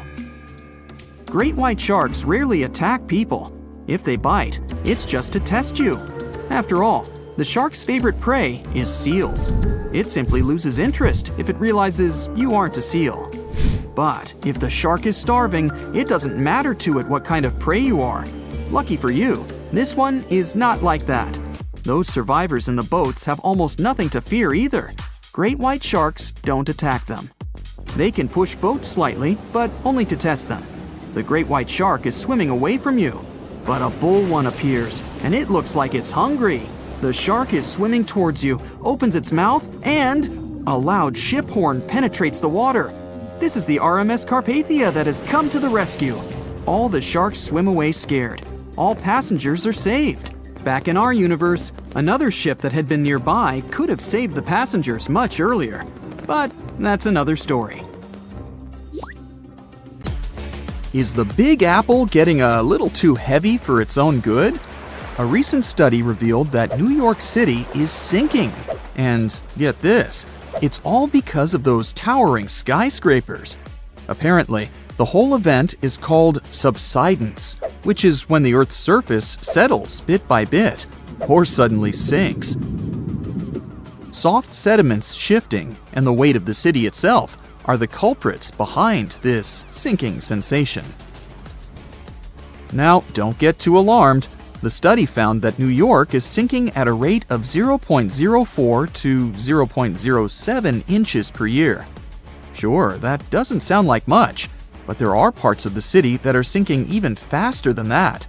This sinking situation could cause some trouble for the city, especially since it's already pretty low-lying and home to over 8 million people. So it's important that local authorities come up with some strategies to tackle the growing flood risk and rising sea levels. Although, I'm not sure building giant seawalls is the way to go. We might need to get a little more creative than that. Geologists want to make sure we're all aware that building more high-rises near the coast, rivers, or lakes could contribute to future flood risks. So we really need to think twice before we start constructing skyscrapers left and right. In recent studies, scientists calculated the total mass of all the buildings in New York City, over 1 million of them, and it adds up to a whopping 1.68 trillion pounds. Talk about a heavy load. Now, they didn't include the weight of the roads, sidewalks, bridges, and other paved areas, so you can only imagine how much more weight is added to the city. But hey, even with these limitations, the researchers did a pretty good job of accounting for the complex geology beneath New York, including the sand, silt, clay deposits, and good old bedrock. They found out that certain types of soil, like clay and artificial fill, are more prone to subsidence. On the other hand, bedrock stays pretty firm and keeps those skyscrapers in place. So at least we don't have to worry about the Empire State Building taking a dive anytime soon. Comparing their fancy models with satellite data, the researchers created a map of the city showing where the sinking is happening. And guess what? The increased urbanization and all that groundwater pumping and draining are only making things worse. It's high time we start protecting our resources, don't you think? I wouldn't start packing my bags just yet. New York isn't the only sinking city out there, you know. Jakarta, the capital of Indonesia, is facing some serious sinking action too. In fact, parts of it could be underwater by 2050. That's like a real-life Atlantis situation. Over 30 million people in Jakarta are now deciding if they should relocate the entire city. If there's a city out there we should worry about sinking, that's Venice for sure. But why is it so eager to take a dive, you might ask? Well, let me tell you the complex truth. You see, Venice decided to set up shop on a marshy lagoon with shoddy foundations. As time went by, the ground underneath just couldn't hold it together and started compacting like a squished marshmallow. On top of that, the city's been slurping up groundwater like it's going out of style or something. The cherry on top of this mushy cake is that the sea levels have also been slowly rising. And guess what? Those sneaky plate tectonics are having a laugh by shoving the Adriatic plate under the Apennine Mountains, giving Venice an extra push downward. Someone had the bright idea to stop pumping groundwater, thinking they could stop the sinking shenanigans. But hold your gondolas. A new study revealed that the sinking hasn't completely stopped, just slowed down a bit. It turns out the whole area is tilting ever so slightly to the east, with Venice perched on the slightly higher end. You must be wondering how much Venice sinks in a year, right? Brace yourself for this shocking revelation. It's sinking at a rate of about 0.04 to 0.07 inches a year, similar to New York. At this pace, in the next 20 years, it could sink a whopping 3 inches below sea level. To avoid turning into a Venetian fishbowl, locals are frantically building special barriers to keep the water from crashing into the lagoon. But don't hold your breath, because this project has had more delays than you'd expect. Oh, and have you noticed that charming old-style vibe in Venice? It's not just because they're fans of the vintage look. Those salty waters have been wreaking havoc on the buildings, thanks to the water levels constantly breaching the original damp-proofing. Now the water's cozying up to the masonry, and the ground floors of many apartments are no longer safe enough to live in. Now, when will Venice take a dive into the abyss? It's hard to say for sure. Subsidence and rising sea levels are as slow and unpredictable as a turtle in a marathon. But experts have playfully warned that if things continue as they are, Venice could be doing the backstroke beneath the waves by 2100. Fear not, though. They're doing their best to protect this floating gem of history and culture from becoming a Hollywood disaster flick. So don't cancel that Venice day trip just yet. New Orleans has a peculiar watery situation going on too. You see, this lively place was initially built just a smidge above sea level, and now it's gradually sinking. Back in the day, when an area of the city called the French Quarter was just popping up, folks had to make do with what they had. They scored the best land they could find, but it was only about 10 feet above sea level.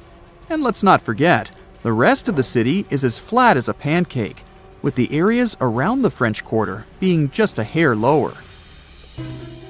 Now, even though they knew they were up against some soggy odds, the resourceful New Orleans residents did their best to elevate their houses above the flood-prone land they chose as their home. There's more. The ground beneath New Orleans is as wobbly as a plate of Jell-O. Architects had to keep things short and sweet because they feared the soil couldn't handle the weight of taller structures. They played it safe, sticking to 2 or 2.5 stories. Here's where it gets interesting. The city installed a fancy drainage system in the 1900s, thinking it would solve their water woes. And while it did help with the marshes and all, it inadvertently sucked the life out of the soil. Yep, the ground was left high and dry, without enough sediment and water to keep it steady. As a result, those former marshes sank as if they were in a quicksand competition.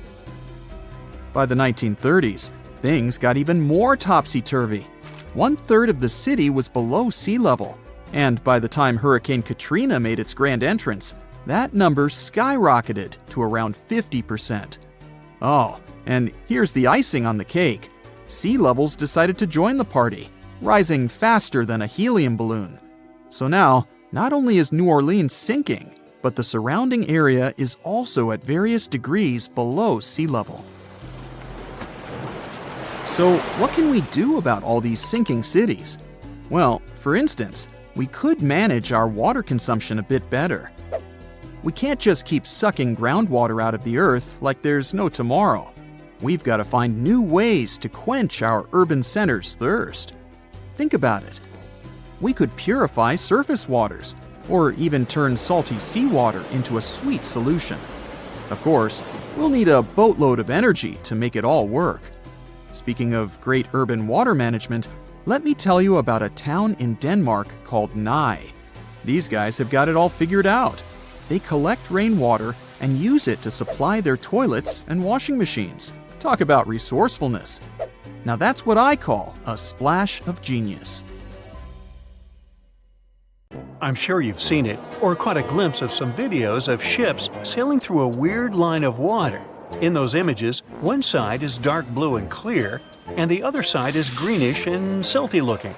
Some have claimed the footage shows the boundaries between oceans, and that water defies all its own laws by not mixing. Well, it turns out that's not exactly true. Our planet is over 70% covered by water, and out of all of that H2O, two of the biggest bodies are the Pacific and Atlantic Oceans. These massive stretches of salty goodness are home to some of the world's most fascinating creatures, from the tiniest plankton to the largest whales. While we may have given these oceans separate names, they are constantly mixing and mingling with each other, regardless of how we choose to draw our maps. It's like a never-ending dance party, with water currents doing the cha-cha between the Pacific and Atlantic. So don't be fooled by those imaginary borders we've drawn on our maps. These oceans are always in motion and connected in more ways than we can imagine. Now, the Pacific Ocean takes the cake for being the largest and deepest ocean on the planet. It's actually deeper than the Grand Canyon. Meanwhile, the Atlantic Ocean comes in second. A red ribbon. But size isn't everything, right? Each of these oceans has its own unique set of characteristics. For example, did you know that the salinity of the Atlantic, that's the salt content, is higher than that of the Pacific or Indian Oceans? Or that the waters of the Red Sea and the Mediterranean are even saltier still? It's because of the lower salinity waters from the deep sea can't easily flow in, and water evaporates faster than rainfall can replace it. It's like the ocean has its own seasoning preferences. Hey, who knew? Now, let's talk about a little place called Cape Horn. If you look at it on a map, you'll have to scroll way down through South America. It's also where the Pacific and Atlantic Oceans come together to play. Here we can also find a powerful current that transports water from west to east, displacing volumes from the Pacific into the Atlantic. But let me tell you, traveling around Cape Horn is no joke. It's a turbulent and dangerous voyage, and many brave sailors have been lost attempting it. And finally, let's address the elephant in the room, or should I say the two-toned ocean. You know the one I'm talking about, where two differently colored types of water seem to be existing alongside each other? Well, I hate to break it to you, but that's not where the Pacific and Atlantic Oceans collide. It's just fresh water that's filled with sediment coming across some dark, salty water from the ocean. What the video captures is most likely taken from somewhere in the Gulf of Alaska. Speaking of color palettes, have you ever wondered why the ocean comes in a variety of shades of blue? Well, get ready for a fun science lesson. First things first, let's get one thing clear. The water that covers our entire planet is not really blue, it's clear. It's the depth and what's in and below the water that influences its color.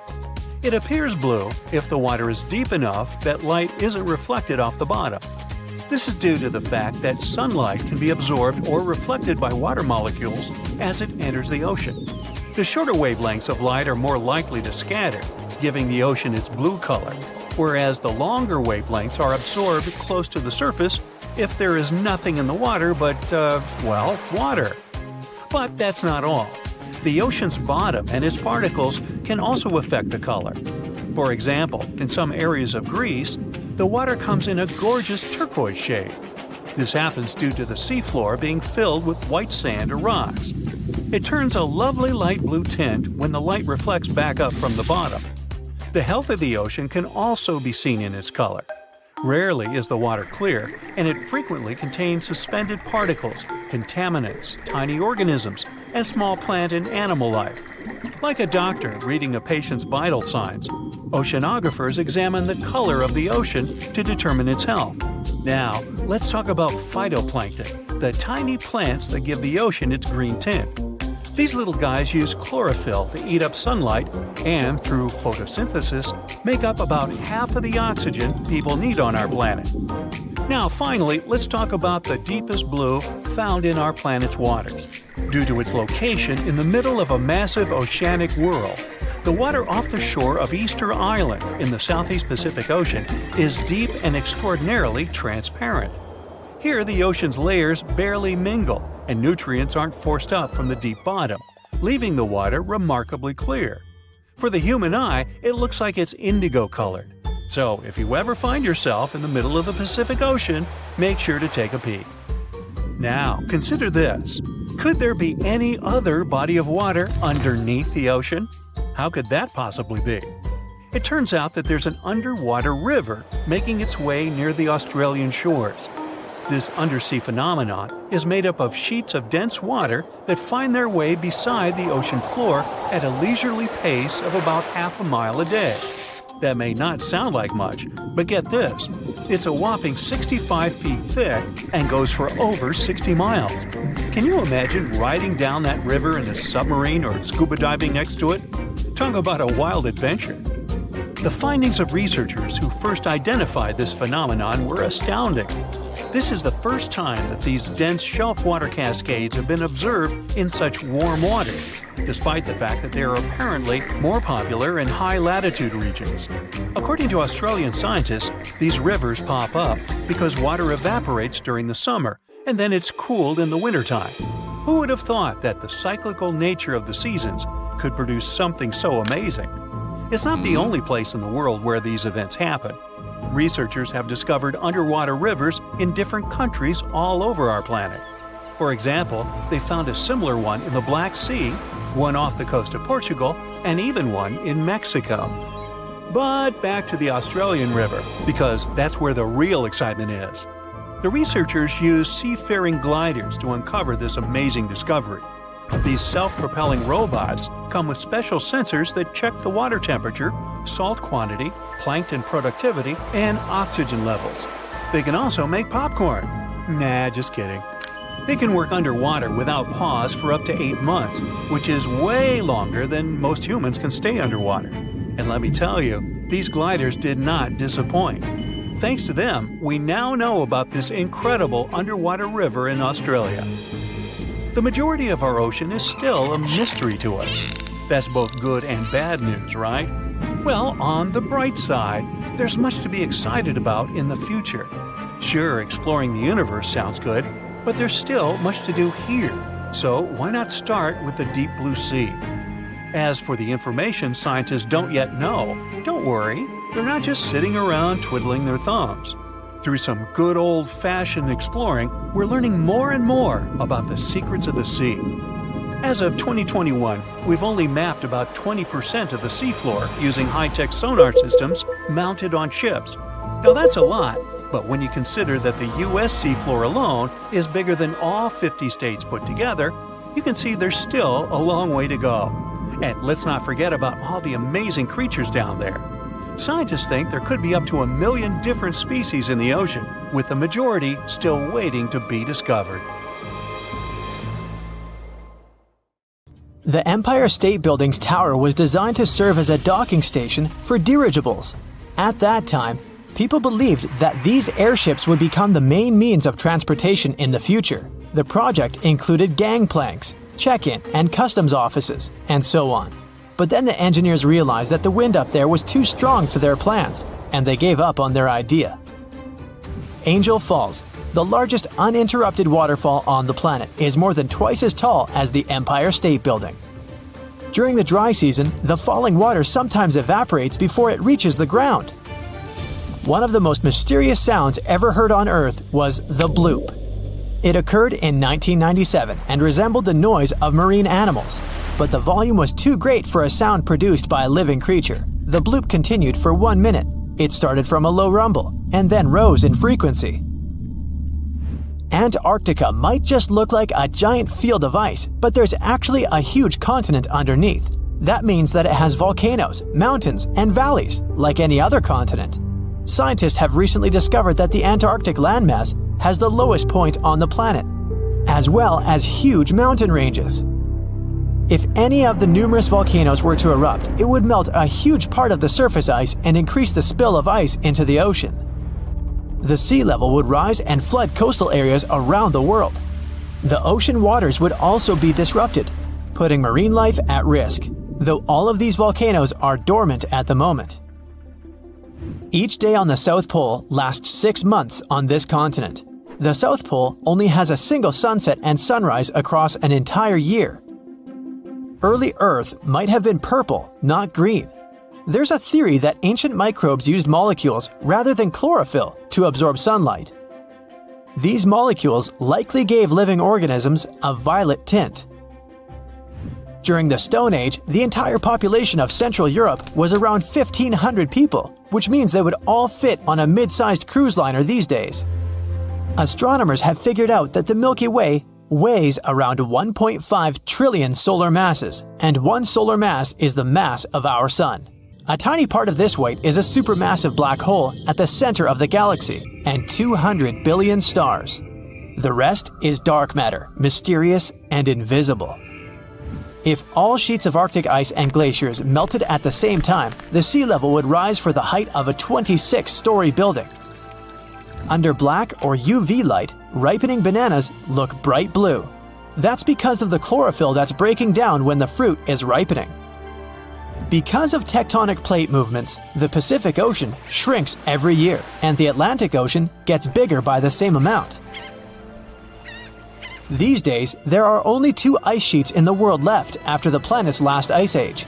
The first is the Greenland ice sheet. The second, the Antarctic ice sheet, is enormous. It's the size of Mexico and the continental US combined. Tsunami waves often go unnoticed. They don't rise for more than several inches above the surface until they reach shallow waters. When the ocean is deep, though, they can travel as fast as a long-distance passenger airplane. Corals that live in shallow waters produce their own protection from the sun. Without it, sunlight would harm the algae living inside them. To protect these algae, which are the main source of food for the corals, they fluoresce. This process makes proteins that act as sunscreen. Almost 90% of the volcanic activity on Earth happens in the oceans. The South Pacific has the largest concentration of volcanoes people know about. There's one volcano cluster that has 1,133 volcanic cones. All of them are active and cooped up in an area the size of New York State. The Zemchug Canyon in the middle of the Bering Sea is the largest underwater canyon ever discovered. There are more treasures and artifacts at the bottom of the ocean than in all museums in the world combined. In 1900, one of the biggest hurricanes struck near Central America and in the Gulf of Mexico. It then went as far as Florida and Texas and is considered to be the most devastating hurricane in the United States history. They first detected it on August 27th, and it lasted for many days. By the time it reached the Texas coast, the storm had turned into a Category 4 hurricane. Hurricanes are categorized on wind speed and intensity using something called a Saffir-Simpson scale. There are 5 different categories from 1 to 5, with 1 being the weakest and 5 being the strongest. The people of Galveston had less than 4 days to prepare for the arriving storm that even stretched out to Oklahoma and Kansas.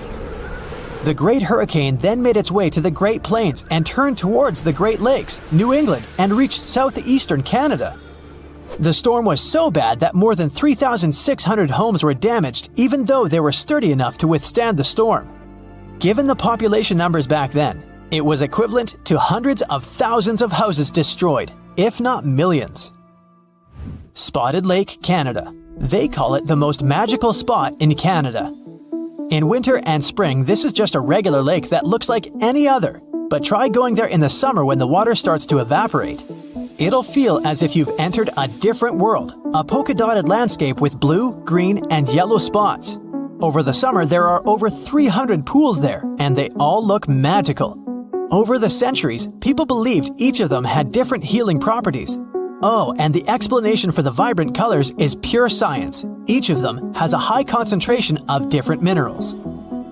We live inside the sun. Its atmosphere stretches far beyond its visible surface, and even though Earth is 93 million miles away from the star, it's still within reach of the sun's atmosphere. Auroras happen when charged particles from the sun get caught by Earth's magnetic field and crash into the upper atmosphere near the poles.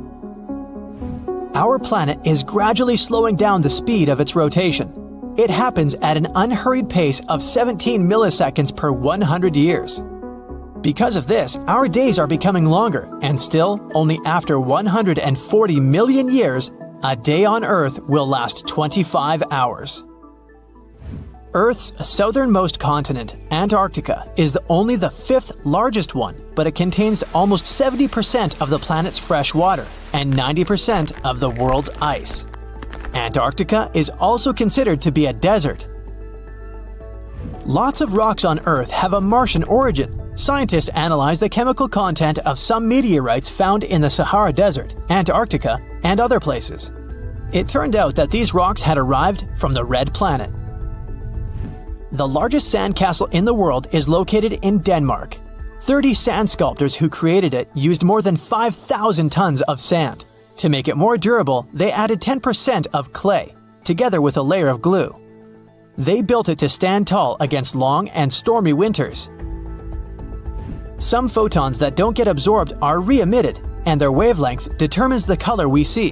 When you expose a material to sunlight or photons of higher energy, it can damage its chromophores, which is why they won't be able to emit photons at certain wavelengths. Red materials fade in sunlight the most. Their chromophores emit red light in a way they mop up photons of the rest of the wavelengths.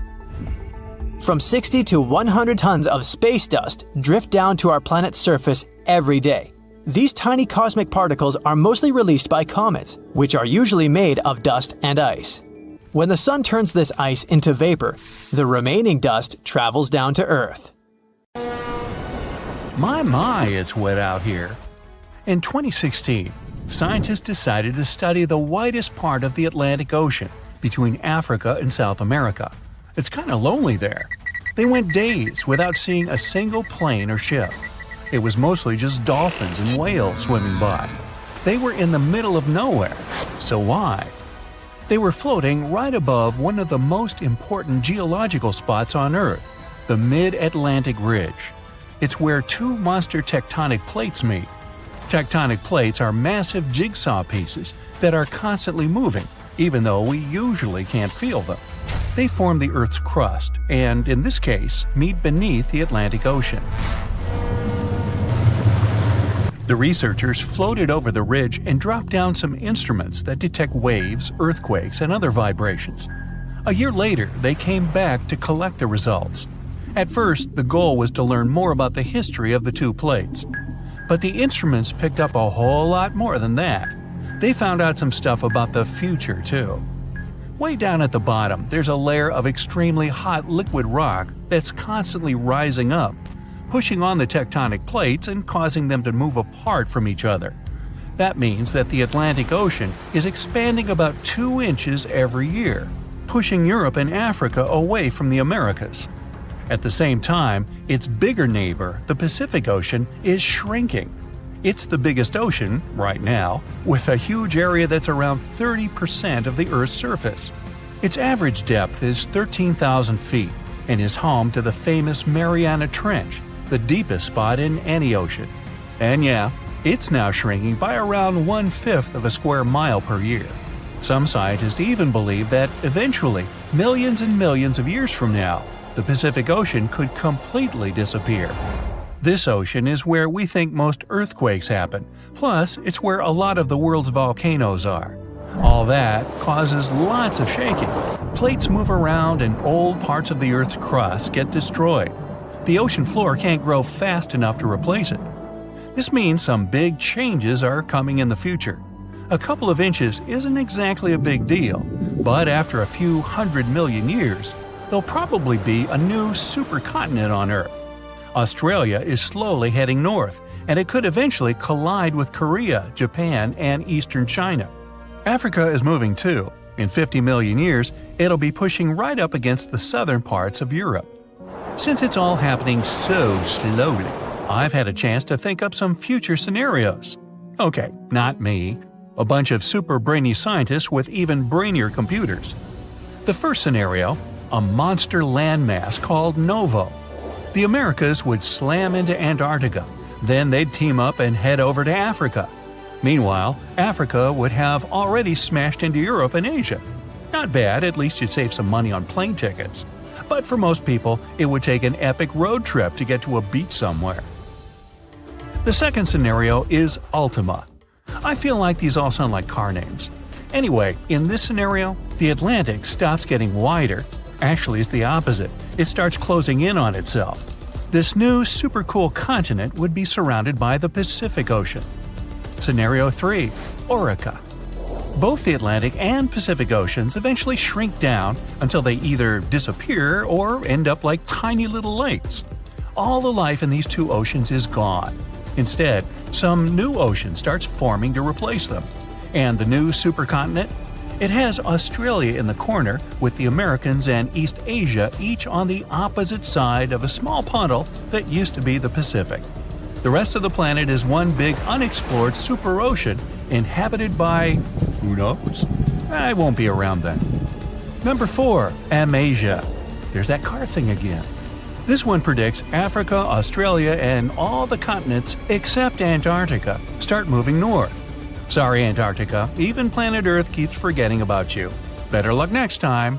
Well, way off in the future, it might be possible to take a big old road trip across every continent, or drive across the African-South American border, or even get to Australia without having to take the longest flight of your life.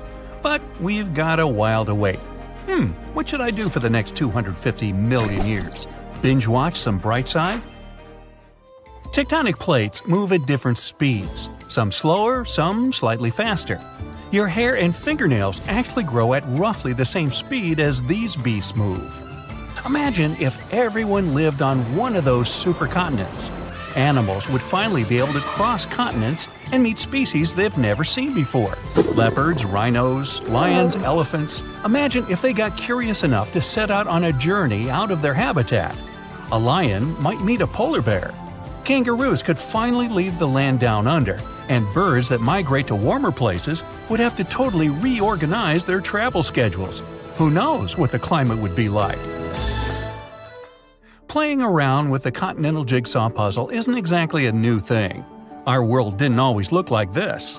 300 million years ago, our planet didn't have 7 continents. It had only one, a supercontinent called Pangaea. Pangaea was surrounded by only one ocean. Over time, it slowly started falling apart. At one point, South America, Antarctica, Australia, and Africa were one unit, and North America and Eurasia were another. Over time, these continents also splintered off, each heading in its own direction. Scientists have discovered many similar plants and animal fossils on continents that are separated by huge oceans. Even when you just glance at a map, you can see how Africa and South America look like two massive puzzle pieces that fit together perfectly.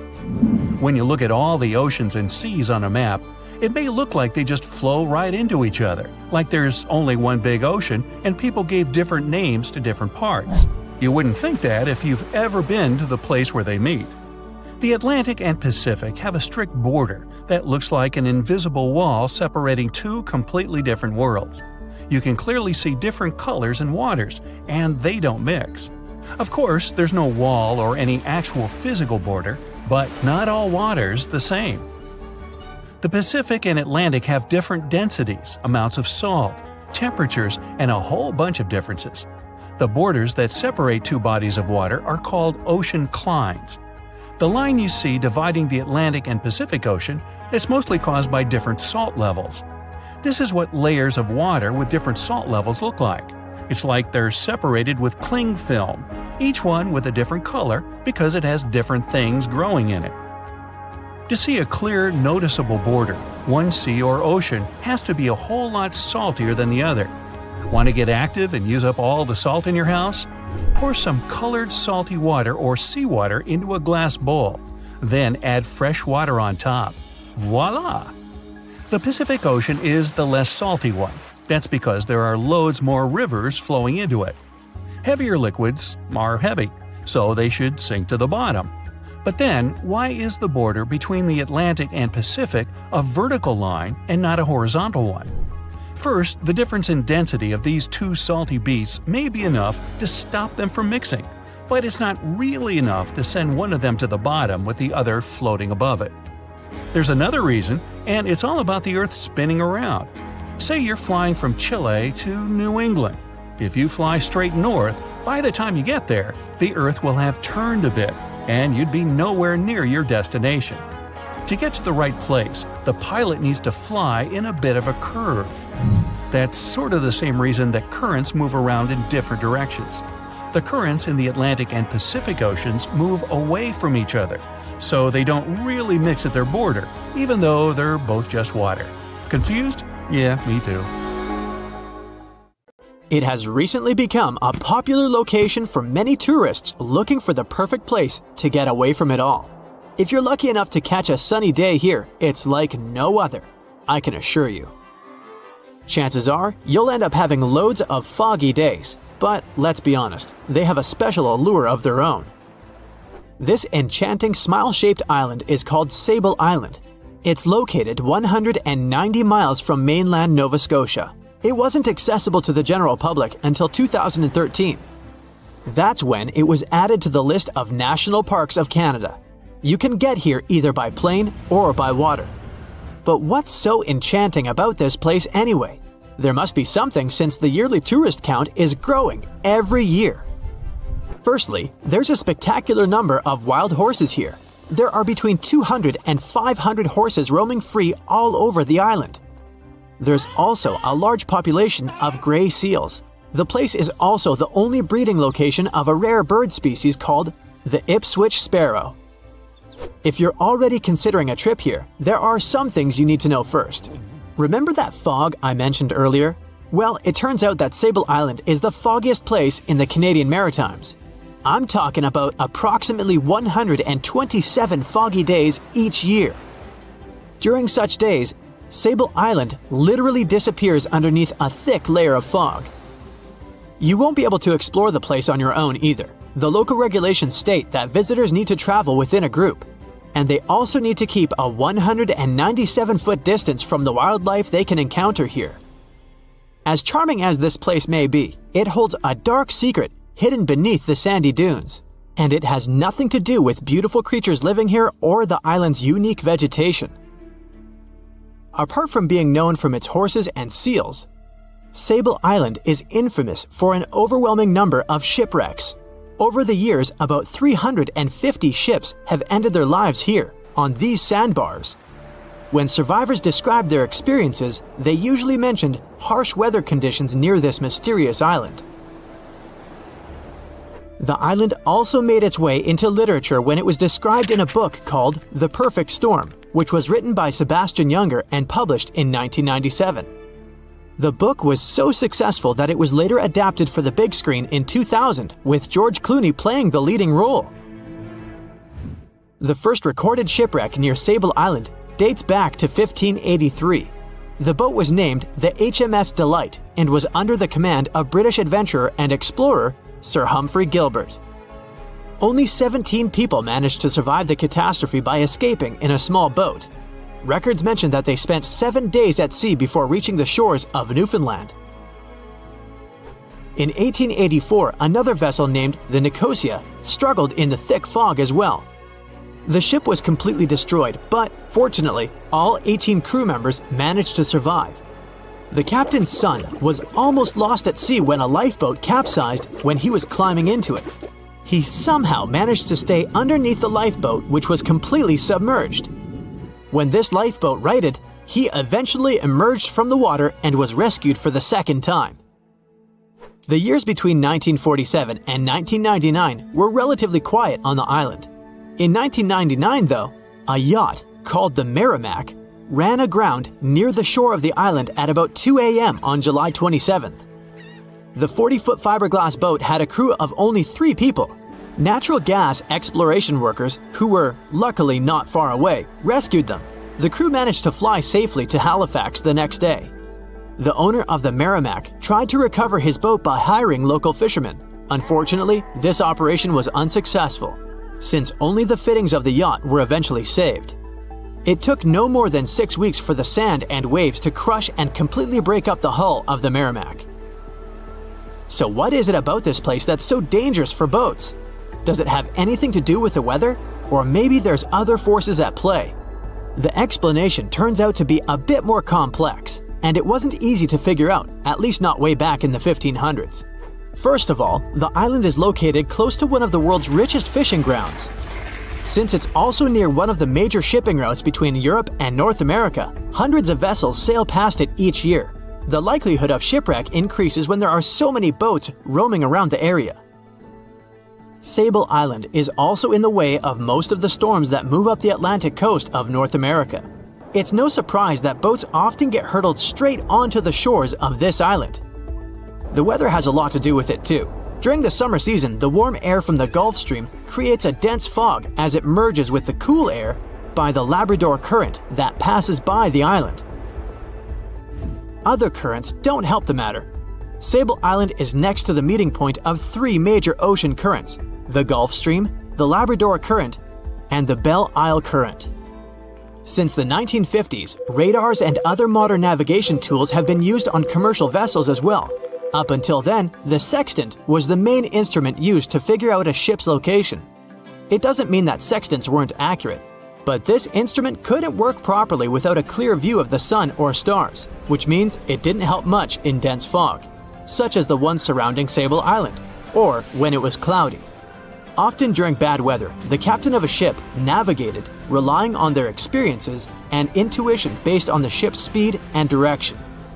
That's why most of the survivors in shipwrecks near Sable Island said that the captain had simply miscalculated the ship's position, crashing into Sable Island by accident. This dusty, sandy land is as unfriendly to ships as it is to trees. There's reportedly a single tree on the whole island, and it looks a lot more like a bush. It's actually a pine tree. And since the famous island horses don't see it as much of a food source, it somehow managed to survive. Reports say that the tree was planted back in the 1950s.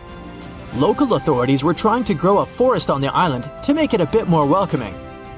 They've planted tens of thousands of trees over the years, more than 69,000 evergreens, 600 fruit trees, and about 55 pounds of pine seeds, along with other plants which could survive the conditions on the island. But they were no match for the extreme weather and sandy soil. Out of all those plants, just one pine tree is still alive. Thanks to its resistance, it has even become a symbol of Sable Island. Interestingly, for around 40 years, the island also had just one inhabitant. Can you imagine that? One person living on a remote island for so many decades? It's the story of a woman called Zoe Lucas. She chose to surround herself with the only residents on the island: the horses, the gray seals, and the many species of birds. An esteemed naturalist, she mentioned in an interview she gave back in 2017 that she was used to living on the island and that she never got lonely. To survive here, she had to put together an essentials kit. It included a notebook to take notes and a pair of binoculars to study the wildlife. You can safely assume she wasn't scared of the intimidating surroundings, since she decided to eventually call this place home. At first, Zoe wanted to set up camp on one end of the island, near some abandoned buildings. But eventually, she settled in a wooden house near a bunch of sand dunes. A Canadian institution called the Meteorological Service of Canada put together the simple construction back in the 1940s. Parks Canada operates the building these days. Zoe's work included gathering as much data on the local horse population as possible. It could help scientists better understand how they managed to adapt to the unfriendly environment. She also helped gather the debris that made it to the shore to help track pollution levels. Among all the rubbish that she collected, there was a refrigerator and a crate full of fresh peppers. Some other specialists eventually started working rotating shifts on Sable Island to offer the brave woman a little bit of company now and then. At the beginning of the 20th century, somewhere off the coast of West Africa, a German steamship was leaving the port. Suddenly, the weather got worse, and the vessel entered a thick fog. The sailors ran aground on a sandbank close to the shore. Luckily, no one was hurt, and they were even able to save their precious cargo. But the ship was stuck in the sand for good. And it was not alone there. Nearly the entire length of the western coast of Namibia is called Skeleton Coast. If the name sounds scary, that's because it is. This 976-mile-long beach line is among the most dangerous places on Earth. The local Bushman tribes believe that their supreme deity made this land when it was angry. The Portuguese were the first Europeans to set foot in Namibia in the 15th century. And yep, they didn't like Skeleton Coast either. Portuguese explorers thought this land presented the gates to the underworld. This is the place where the Namib Desert meets the Atlantic Ocean. It might be dangerous, but it's actually beautiful. Plus, it's a UNESCO World Heritage Site. If Skeleton Coast had a PR manager, they would quit on the first day on the job. The area is not exactly tourist-friendly because of its geography and history. Beneath the sand and the waves, there is a secret ocean currently lurking for unsuspecting sailors. It's called Benguela Current. It flows towards the north along the coast of southern Africa. This part of the Atlantic is rich in marine life, but the current's land neighbor isn't that happy with the deal. This arid climate created the Namib Desert, one of the driest regions on Earth. And that marine life I just mentioned? It's sharks. 11 species of them to be exact. And yes, the great white decides to pop by once in a while. So far, we've got a desert landscape, strong currents, and sharks. Not a place for a beachside resort, definitely. But if someone ends up on Skeleton Coast, will they know they're in danger? Don't worry, they will. The beach is littered with wrecks of all sizes and shapes. If you remember that German ship I mentioned in the very beginning, its massive and rusted stern is now sticking out from the desert sand. There are some 500 wrecks in total scattered along the coast, and it's a mixed crowd, from Portuguese galleons centuries old to ships that ran ashore here in the 21st century. A modern fishing ship called Zela India managed to slip from its tow rope in 2008 and ended up on Skeleton Coast. Okay, it didn't escape on its own, it had some help from the elements. But it's better to be a tourist attraction on a beach than to be broken up for scrap. That's where the trawler was originally going, poor thing.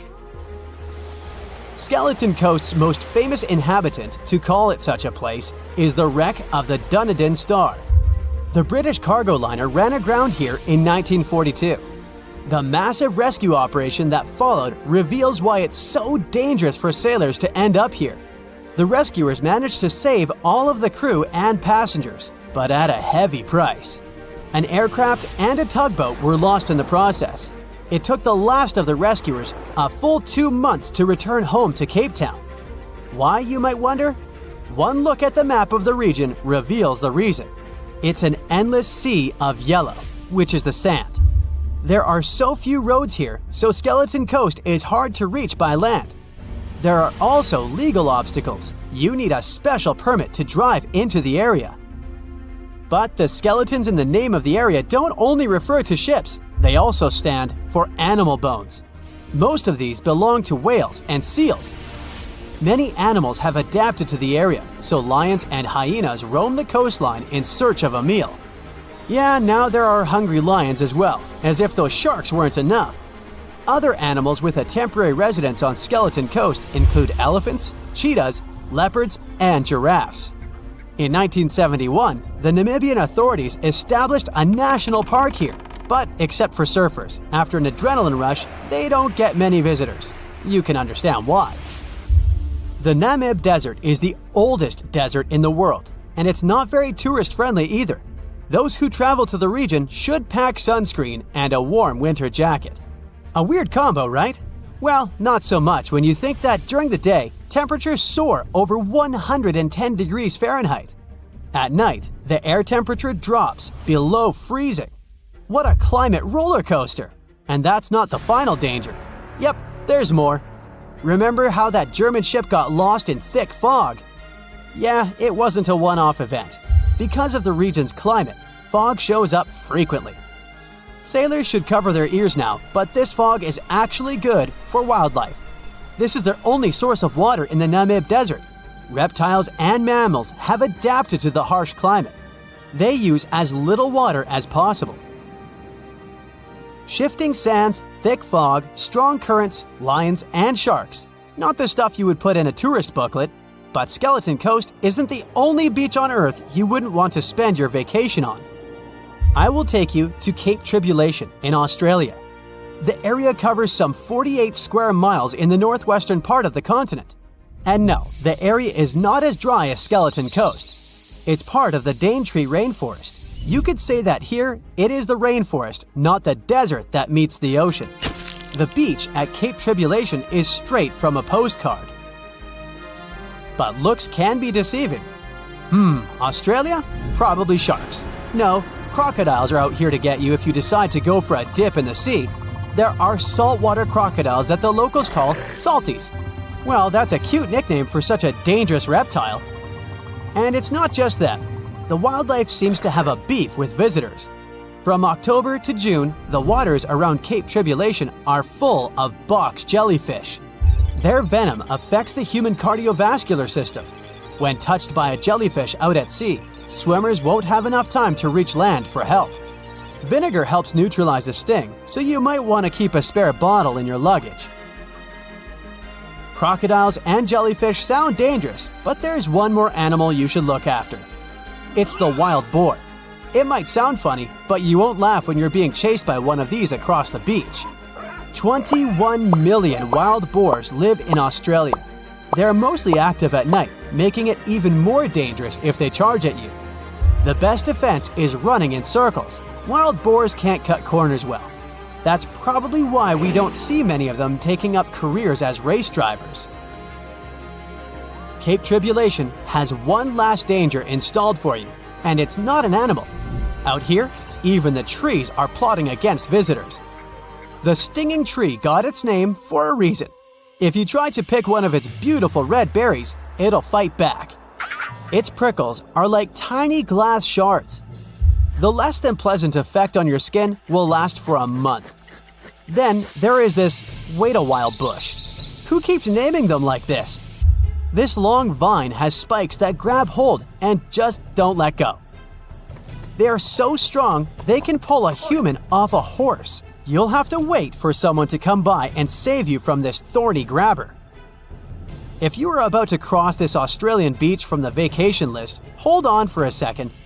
Tourism is booming here. The local authorities have restricted access to all of the danger zones. Visitors go swimming in dreamy water holes that are surrounded by lush vegetation. There are even ropes to swing from. Now, that's a beach you can finally relax on. They said it was the most technologically advanced ship. They said it was unsinkable. And when it sank, they made a movie about it. These were the main reasons why the Titanic disaster became world famous. But unfortunately, this is not the only large-scale shipwreck. And sadly, there have been cases much worse than the tragedy of the Titanic. One of them occurred on April 27, 1865. The Sultana steamboat carried passengers and cargo daily between St. Louis and New Orleans. It was a pretty large wooden boat with 3 decks and was 260 feet long and 70 feet wide, almost twice the size of a basketball court. The ship could carry about 350 passengers, but on that unfortunate day, more than 2,000 people were on it. On April 23rd, she was making a routine voyage from New Orleans when it broke down. Something was wrong with the boiler, so the vessel docked in Vicksburg for repairs. At the port, the ship's captain, James Cass Mason, found out about an excellent opportunity to earn a lot of money. All he needed to do was to transfer a large group of former prisoners to the north. The captain agreed to do it, but the problem was that the boiler required a lot of time to repair. Mason was afraid that his competitors would take the job, so he decided to sail despite the malfunction the ship had. He patched up the holes in the boiler instead of a big repair and invited all the ex-prisoners on board. So, there was a broken boiler, an excess number of passengers, a lack of lifeboats, and not the best river conditions. Also, the captain refused to send the ex-prisoners to the hold, so they were all with ordinary passengers. There were strong chances for a shipwreck, but the greedy desire to earn more money was stronger. The Sultana went on a voyage and sailed up the river for 2 days. At this time, one of the biggest Mississippi floods in history began. The river overflowed its shores because of the flood, with the water level rising several feet. All the trees on the shore disappeared, and only the tops were sticking out of the water. The ship sailed opposite this powerful current, making the boiler work too hard. On the evening of April 26th, the Sultana arrived in Memphis, Tennessee, and they loaded even more, 120 tons of sugar and 200 passengers. She got incredibly heavy. Around midnight, the ship continued its dangerous journey. The captain sailed to barges to load a shipment of coal. At 1 a.m., the vessel left the barge. At 2 a.m., the broken boiler, unable to withstand the load, suddenly exploded. The Sultana was just 7 miles north of Memphis. Few people survived that day. The problem was that passengers trying to escape from the fire jumped into a cold river with a strong current. The Sultana disaster is considered the most tragic shipwreck in the history of the United States. The exact number of those who didn't survive is still unknown. According to various sources, this number was from 961 to 1,800 people. Don't be surprised that almost no one knows this story. There were many more survivors in the Titanic tragedy, and everybody heard about it. But the Sultana sank during one high-profile event. 12 days before the shipwreck, the country lost Abraham Lincoln. People hadn't yet recovered from this news, so no one paid much attention to the tragedy of the Sultana. Many catastrophes happened quite recently by historical standards. One of them occurred in 2002. The ferry La Jula was a Senegalese vessel. The ferry sailed twice a week, mainly along the coast of Dakar, carrying passengers who traded mango and palm oil. It made daily voyages and never faced severe problems thanks to modern rescue equipment and good repair service. But one day, the ship's crew discovered a malfunction and sent the boat to port. For almost a year, La Jula was in a non-working condition, awaiting repairs. But it didn't get high-quality service. After poor maintenance, the ferry set off on its last voyage. On September 26, 2002, La Jula sailed between southern Senegal and Dakar, and at 11 p.m. headed toward Gambia, where a strong storm began. The wind raised high waves, but this wasn't critical for the large passenger ship unless the number of people on board didn't exceed the established norm. La Jula was supposed to carry about 500 passengers, but had many more people that day. Too many passengers, poor repairs, and a strong storm caused severe problems for the ship. But the main factor in the shipwreck was that La Jula was only built for sailing in coastal waters, but that day, it sailed far from the shore. Big waves started rocking the boat, and at some point, it just turned upside down. The ship's deck went underwater, and its lower part stuck above the surface like an iceberg. All the passengers sitting in cabins fell on the ceiling and lost their orientation in space. There were no holes or damage in the ship's hull, and water flooded the lower decks for a long time. The vessel stood in a twisted position for several hours. Then, the boat began to sink when the water seeped through the deck and hold. The ocean was warm, but no one came to save the passengers.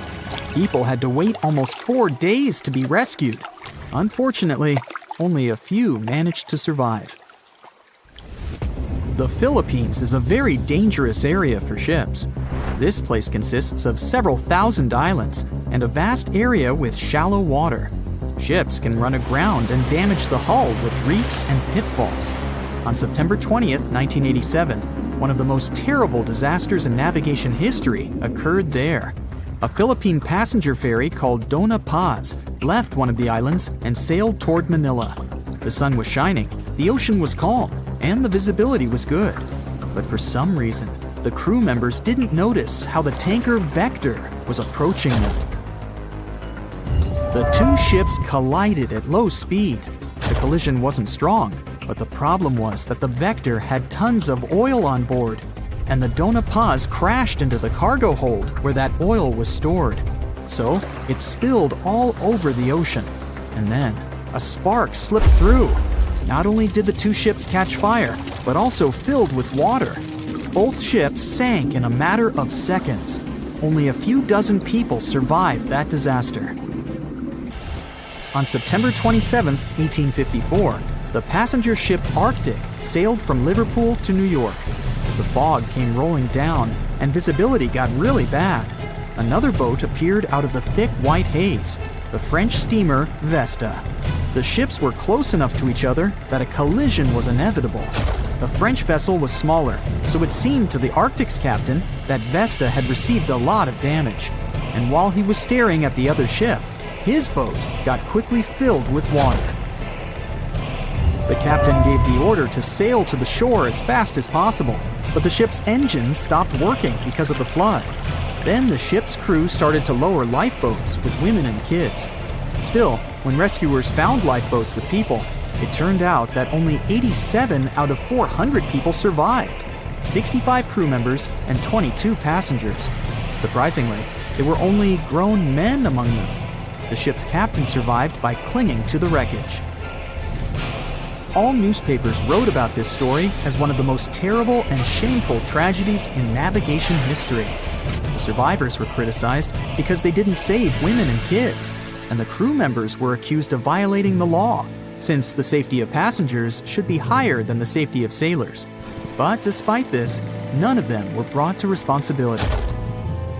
Unfortunately, shipwrecks still occur to this day, but fortunately, there are fewer of them than before, thanks to modern navigation systems and radar. But no technology can guarantee there won't be a super strong storm or any other emergency that no one can foresee. Strange things occur in the cold waters of Antarctica. One of these things happened to a ship called Jenny. It was a small schooner whose history began in 1822. The boat and its crew set sail and disappeared a year later. For 18 years, the ship was considered sunk. People forgot about it, but in 1840, the vessel reminded the world of itself. That year, the whaling ship Hope sailed through the Drake Channel in Antarctica. The crew members noticed a ship among icebergs. It was the schooner Jenny.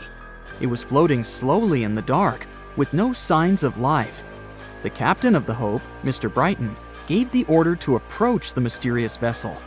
They thought it was some creepy ghost ship, but as they came closer, they noticed crew members on the deck. The sailors of the Hope called out to them, but received no answer. This time, it became clear that something terrible had happened to the Jenny. When Brighton boarded, he realized that the Jenny crew members weren't missing. They were here. Frozen people stood like statues. Brighton went down to the lower deck and found the captain. He was sitting frozen at the table, holding a pen. Brighton looked at the logbook. The last record was made on May 4th, 1823. The captain wrote that he was the only living member of the crew. They spent 71 days without food. It seemed that the ship got lost in the sea because its captain went off course or sailed into an iceberg, but no one knew for sure. After that, nobody ever saw the Jenny again. According to rumors, the crew of the Hope abandoned the frozen ship and left it to drift in the cold waters. According to other rumors, this whole story is fiction. The story of the Jenny was described in a German magazine in the middle of the 19th century. Still, there was no further evidence of the ship's existence. Already in our time, Cambridge University decided to explore the case of the Jenny. The researchers discovered that one of the crew members of the Hope, who didn't disclose his name, told someone the legend of the frozen ship. Someone shared the story with another guy, and it was published in a German magazine called Globus. And that's all. There was no other evidence. One of the most famous ghost ships was the Mary Celeste, and there's no doubt about its existence. The history of this vessel was documented in court.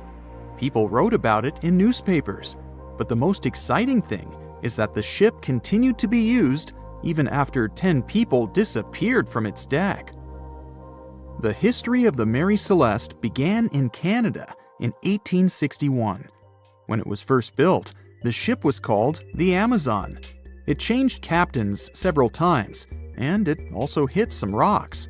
The boat was sold, bought, then sold again, repaired, and sailed under the name Mary Celeste. In 1872, it had a new captain, Benjamin Briggs. He was a decent, brave man with a lot of experience in navigation. He had a beloved wife, a daughter, and a son. When he went on his last voyage, he took his wife and daughter with him, and his son stayed in America. In November of 1872, the Mary Celeste sailed from the port in New York with 10 people on board and disappeared. 8 days later, another ship, the Dei Gratia, also left New York and followed the same route. Dei Gratia's captain, David Morehouse, noticed the Mary Celeste and immediately realized something was wrong. The ship was moving too freely, as if no one was controlling it. The captain tried to contact the crew members, but no one answered him. Then, together with other sailors, he climbed aboard the Mary Celeste. The ship was in good condition. There was no damage. The hold was slightly filled with water, but it could be easily pumped out. Everything seemed fine, but one lifeboat was missing. The crew members' valuables were in their cabins. The cargo was in the hold. The supplies of water and food were untouched. Judging by the records in the logbook, the ship was caught in a storm, but it was not too strong. Other ships also sailed through this storm, but nothing bad happened to them. The last record was dated November 25th, and it claimed that everything was fine. The sails of the Mary Celeste were slightly damaged, but perhaps it happened after the crew had disappeared. The whole ship was in excellent condition, but what made the people leave it? Part of the crew of the Dei Gratia stayed on board the Mary Celeste to bring it to dry land. Everything went well. They delivered the ship to the closest port. Next, the captain of the Dei Gratia appeared before the court and told about what had happened. However, the prosecutor and the judge didn't want to believe in the story of the Mary Celeste. They were sure the captain got rid of the ship's crew to get money for its cargo. According to the maritime laws of that time, if you found a ghost ship with valuable cargo, then a substantial part of this cargo belonged to you. So, many people thought that David Morehouse decided to earn some money. This version seemed to be more valid than the one about the mysterious disappearance of 10 people. Fortunately, no one accused the captain of committing a crime. They thanked him for his service and gave him a monetary reward. However, his reputation was damaged, which greatly affected his career, as many believed he attacked the crew of the Mary Celeste. But even after this terrible case, trial, and investigation, the story was not over. The Mary Celeste was still an expensive and efficient vessel. It sailed several times, but then one captain crashed it into the reefs to get insurance. The court revealed this deception and accused the captain of intentional property damage. The story of the Mary Celeste became famous all over the world. People began to build their theories, realistic and not. Someone believed the ship had sailed through the Bermuda Triangle. But this version was quickly refuted, as the route of the Mary Celeste passed thousands of miles away from the Bermuda region. Did the Kraken or another giant monster attack the ship? Nope. Since the boat was found in almost perfect condition, there were no signs of a struggle. One of the most popular versions was that the crew of the Mary Celeste stole some valuable cargo and sailed to Spain on the rescue boat. However, those who knew Captain Benjamin Briggs said he was a good, honest man. Besides, he had a son in New York, and Briggs would never leave him. A more thorough investigation revealed that a series of accidental circumstances could have caused the disappearance of the ship's crew. Before its last voyage, the vessel delivered coal.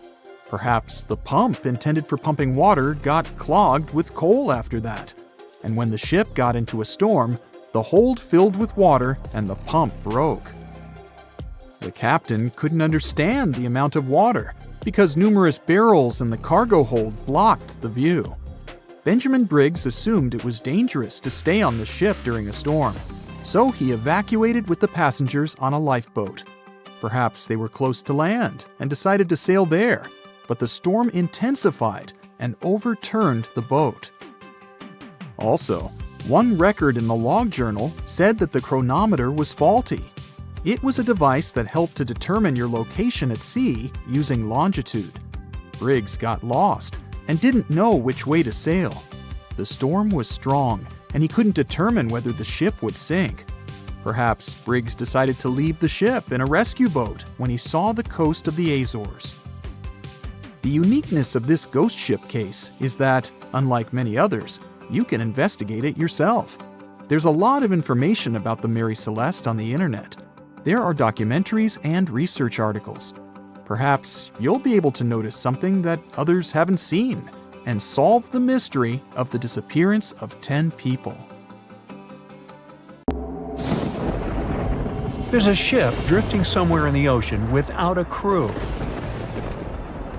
The last time someone saw it was over 50 years ago.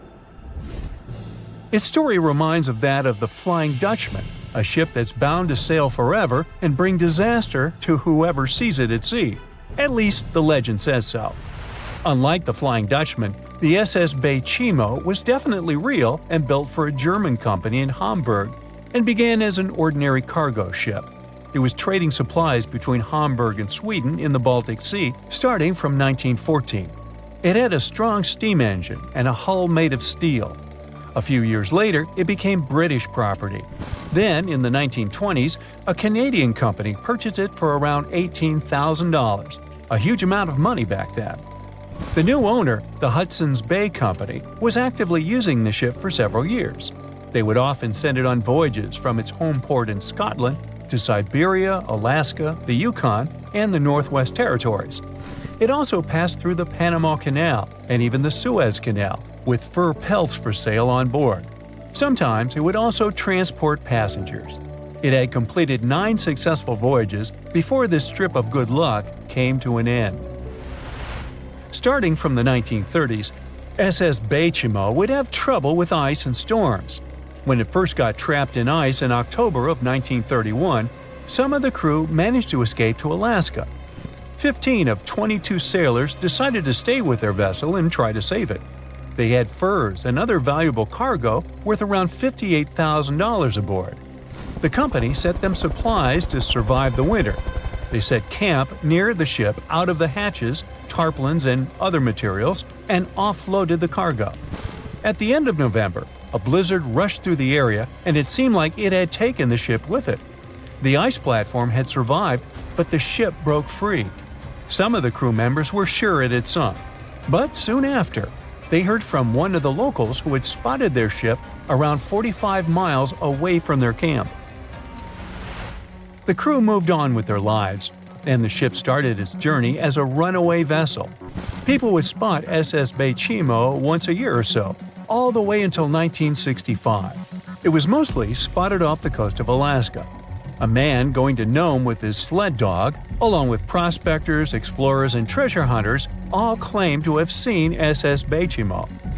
Someone tried to board it and take it to port, but ended up stranded on it for days because of horrible weather. Others got luckier and managed to take a whaleboat, some furniture, and other valuables from the vessel. Those who got close to the ship saw that it was damaged and missing the propeller. Still, it stayed afloat without a crew for at least 38 years and became the longest sailing ghost ship in history. In 2006, the Alaskan authorities started a project to solve the mystery of this ghost ship of the Arctic and finally find SS Bechimo, either still above or below the water. So far, the project has not been a success. SS Bechimo remains one of the estimated 4,000 ships that have disappeared off Alaskan shores. If the legend of the 17th century isn't lying, this ghost ship could be sailing somewhere along the Flying Dutchman. It belonged to the Dutch East India Company. Its captain managed to do the impossible for that time and sailed from Holland to Indonesia in only 3 months. They said he was flying over the sea, and some evil tongues explained that he had made a deal with evil forces to achieve that. Once the ship was sailing back home, its captain and crew disappeared without a trace. There are many versions of what happened to it. One of the first ones said it had tried to enter port at the Cape of Good Hope, got in a terrible storm, and sank as there was no captain to save it. Another legend says the captain had refused to obey the skies to let the ship sink during the storm. A scary life form then struck the boat and the crew, and it was condemned to forever wander without rest. Many sailors claim to have spotted the Wandering Dutchman. The Duke of York, who was to become King of England, mentioned having seen it in Australian waters. Right after spotting the ship, the man who saw it first fell from the top of the mast and didn't survive. There were more encounters with this legendary ship up to the middle of the 20th century. Ships would nearly collide with it as the Flying Dutchman jumped out of the blue. Scientists have a more logical explanation for this mystery: Fata Morgana, not to be confused with Hakuna Matata. Now, when you're out at sea on a hot day and the air is all wavy, it feels like when you look at the road on a scorching summer day. That's because of something called atmospheric refraction. When light passes through different layers of air with different temperatures and densities, it bends and twists.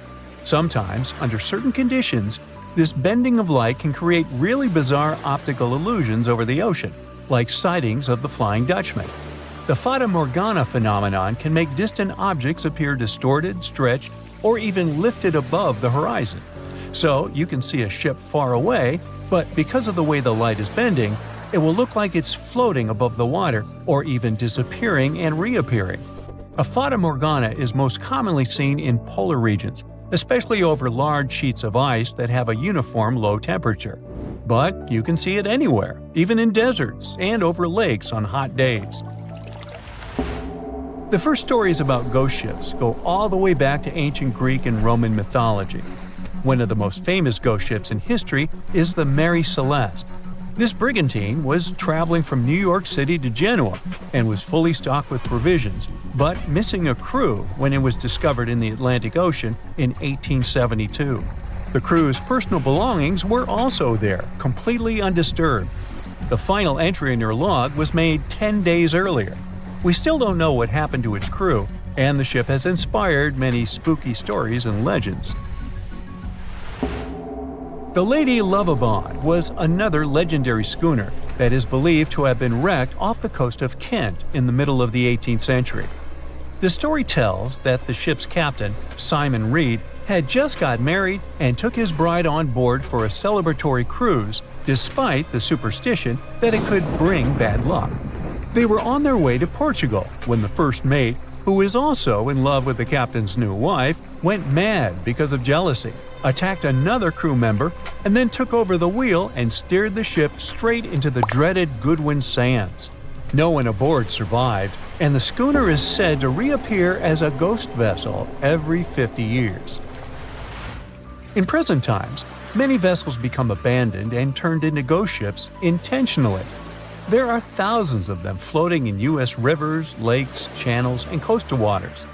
Some people lose their boats in storms and other extreme weather. Others have to abandon their boats because maintaining them can cost 10% of the boat's price. Plus, docking a vessel can add up to several $1,000s every year. Most boats have been made of fiberglass, so an owner can't just recycle them as scrap metal. So, once they want to get rid of it, they often tie it to a dock and sneak away, or leave it floating far away from the shore, or just try to sink it. When ghost ships sink in shallow waters, they can cause damage to coral reefs, mangroves, marshlands, oyster habitats, and wetlands. Plus, they can collide with unsuspecting regular ships and cause real trouble. So, don't do that. Enough said. The authorities in a town in northwestern Poland decided to build an observation tower in a public park. Nothing special about that, right? It wasn't until a local archaeologist started digging. It seemed that he had found remains of a fort, but not just any fort. The legendary Jomsborg, or as people also call it, the Viking medieval New York. It's not unusual for Viking finds to pop up in this area. Archaeologists have suspected for a long time that the Polish island near Germany could be the site of the legendary city. And the locals believe in this too. Every year they hold the continent's biggest Viking festival there. People dress up and reenact the Vikings' way of life. The time period I'm talking about is the 10th century. Scholars believe Jomsborg thrived back then, if it was even real. And that's a big if. The mystery has been going on for more than half a millennium. The two most important questions troubling historians are whether the Viking stronghold was real and where it was located. The first historical records that mention the town can be traced back to the 12th century. Recently, a golden disc appeared in Sweden. It contained the names of Jomsborg and Harold Bluetooth. Does the man's last name sound familiar? That's because the Bluetooth technology we use today was named after him. He was a Danish king who apparently ruled over Jomsborg as well, and historians know he lived in the 10th century, right around the time the Viking legendary city reached its peak. All the historical sources we have lack one thing: the city's exact location. Ancient texts describe Jomsborg as a vibrant trading post that grew around a fortress. It had thousands of residents and a pier for ships to dock. This settlement should be somewhere along the southern coast of the Baltic Sea. Just the Polish section of the coastline is more than 4 times longer than the Grand Canyon. The city could be anywhere within the medieval Wendland. Today, this region is split between Germany and Poland, and it's called Pomerania. Luckily for archaeology buffs, there are clues. The Polish city with the newly discovered fort lies near a lagoon. According to ancient sources, the legendary city had room for hundreds of ships. Sagas put the total number of vessels at 360. These are Old Norse epics in prose. A lagoon is the perfect place to moor a large fleet. The waters here are calm. There are no big waves like in the open sea. Speaking of the sea, some historians believe that the city now lies underwater. According to them, the site was located off the northwest coast of Eustom Island. Today, this area is submerged under the Baltic Sea. Let's say Jomsborg really existed. Who lived there? The name of the inhabitants is not very imaginative: Jomsvikings. These people are just as mysterious as their fabled city. They are mentioned in sagas and legends. And there are a couple of rune stones, those are raised stones with runic letters, that mention battles they took part in. Runes were a writing system used by Germanic peoples, including the Vikings, before they adopted the Latin script. And that's pretty much it. There's no hard archaeological evidence that would prove Jomsvikings ever existed. If these myths and legends turn out to be true, then Jomsborg really resembled New York. All nationalities with historical ties to the region lived there: Germans, Slavs, and Vikings. Now keep in mind that a Viking wasn't a nationality but more of a profession. The hotspot of Viking activity was present-day Sweden and Denmark. A lot of Vikings had Scandinavian origins, but not all of them. In terms of genes, they were a mixed bunch. Scientists even found evidence that some Vikings came from southern Europe, but none of them wore those helmets with horns. We owe that image to 19th century operas. The real Vikings had simple iron helmets with a prominent nose guard. The Jomsvikings were sort of a brotherhood, and in any tight-knit community, members had to obey certain rules. One of them stated that you had to be brave. This meant that if your opponent is not bigger than you and didn't have better fighting tools, you weren't allowed to flee the scene. Sounds a bit far-fetched, but this was an actual Viking rule of conduct. Also, Vikings could leave the city for only 3 days. Any longer, absence required permission from the elders, and they wouldn't allow you to have a conflict with anyone from the Brotherhood. Forgive and forget seemed to have been the Jomsvikings' motto. These rules sound fair, but Jomsborg didn't last long. It only existed for some 85 years. That's the length of the average lifespan in the European Union today. Basically, one human generation. In fact, the whole Viking Age lasted shortly, just over 2 centuries in total. But this was long enough to create the legend of the Norsemen. They are all over our popular culture. There was a TV show, Vikings, and the movie, The Northman. Even the animated movie How to Train Your Dragon had a little Viking as the main hero. And most of them mention a place from Norse mythology, Valhalla. Now, if Jomsborg is semi-legendary, Valhalla is 100% fiction. It is the Hall of Fallen Warriors. Remember how the Jomsvikings had to honor a code of behavior? They did so in the hope of earning their place in Valhalla. This was a splendid place. The people there feast on boar meat every day, under a roof made of shields. Every Viking's dream, right? That's not all. They get into scrimmages with each other on a daily basis. But what exactly motivated the Vikings to take up a life of seafaring? There is no simple answer, but this seems to be a rags to riches story. Scandinavian people traded fur with other European nations. From them, they found out about the riches that lay to the south of their homeland. And they also knew that European leaders didn't always get along well with each other. So why not take advantage of this and earn extra cash on the side? The Vikings' motivation seems pretty modern. The very first raid was carried out by Norwegian Vikings. They sailed across the North Sea to northeast England. Europeans were shocked by the boldness of these raiders from the north. The Viking Age was about to begin. The Norsemen soon realized that European nations were ready to pay a hefty sum to avoid their visits. At the beginning of the 11th century, the English paid the Vikings more than $300,000 in today's money to leave them alone. There was even a special word for this tax. The influx of all this wealth made the Vikings' appetite only grow bigger. But this was all about to change in 1066, possibly the most important date in English history. That year, the last great Viking king went to England.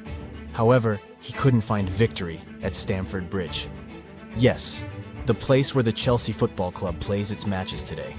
After the Norwegian king lost, the number of raids decreased. The Europeans were better equipped to defend themselves. The Viking Age slowly came to an end. But this didn't mean that the Vikings were gone forever. They stayed in Iceland for 400 years. The island was largely uninhabited before they came in the 9th century. And in England, the Vikings left their trace in place names. Every town that ends in by was first settled by these Scandinavians. There are around 2,000 place names across Great Britain and Ireland that can be linked to the Vikings. And can you guess which part of France has the most Viking-related toponyms? The name says it all: Normandy. The mouth of the River Seine is where most Danish Vikings settled in the 9th century. From there, they sent several raiding parties to Paris itself. Wow, looky here. It's New York City, the Big Apple, the city that never sleeps. Hong Kong on the Hudson, the greatest city in the world. New York, New York, the city so nice they named it twice. Alright, I'll stop. You thought you knew this city so well, but underneath all that glitz and glamour is a facade, literally.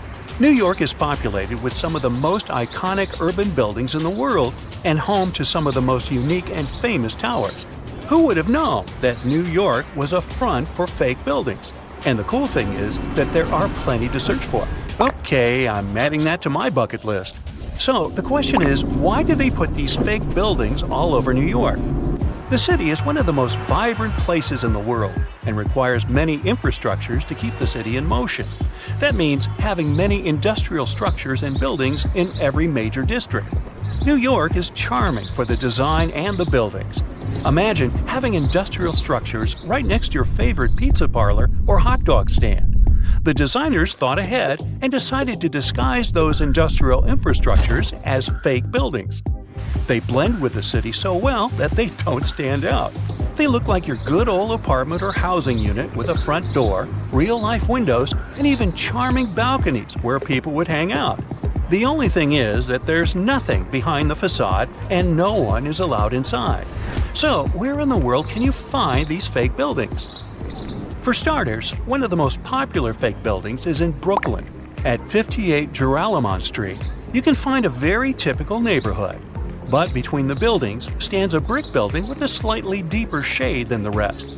It has bright open windows that blend in with the rest of the buildings in the neighborhood, except that they're blacked out. At first glance, you might not think of it as anything, but if you pay close attention, the building looks like a glitch from a video game.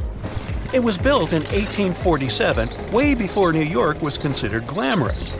Originally, it was meant to be a regular building, but in 1908, they converted it into a fake building. Don't think you can just try to break in. Even if you could, it's pointless, because it's part of a ventilation fan for the subway. It also serves as an emergency exit for some of the surrounding buildings. Actually, throughout New York, many fake buildings exist to disguise the subway vents for the smoke to escape. All the way to 415 Bruckner Boulevard, the Bronx, this townhouse was designed by the Switzer Group, which is an interior architect company. It's not as charming as the one at 58 Joralemon Street, but it serves a similar purpose: to hide an electric substation for New York's utility company. The city needs these substations to reduce the high-voltage electricity to a lower voltage so it can be distributed locally. Having a building like this popping out of the middle of your neighborhood isn't exactly the smartest way to attract people to the Bronx. That's why the fake townhouse facade is the perfect camouflage. Now, some of these fake buildings don't really hit the mark and stick out like a sore thumb. The people of Manhattan describe the Mulberry Square infrastructure as a complete clunker. After plenty of redesigns and back to the drawing board meetings, the result is still not pretty. The locals compare it to a concrete box. They created windows without glass, which doesn't allow the building to blend in with the rest of the neighborhood. But it beats a typical subway ventilation plant either way.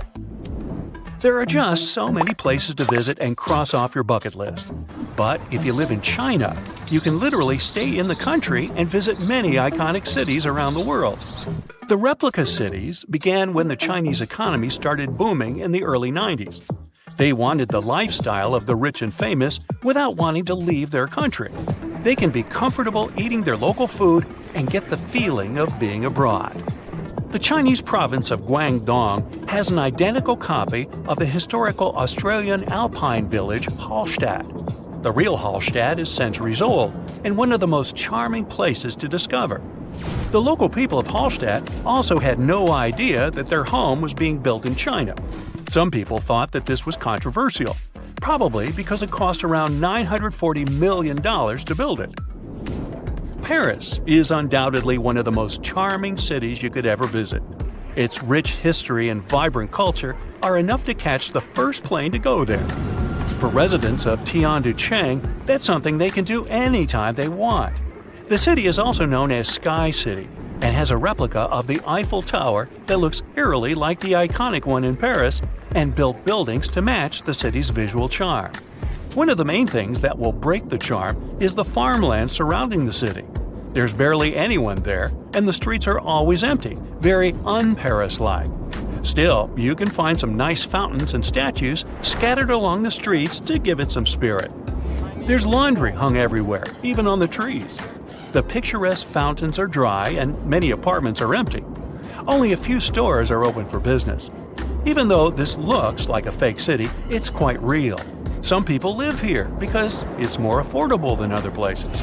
2 hours away from this town is another version of Paris's Pont Alexandre III and a carbon copy of London's Tower Bridge, but with 4 towers instead of 2. Hey, such a bargain! You can also visit the closest thing to Italy, but this time you can go shopping.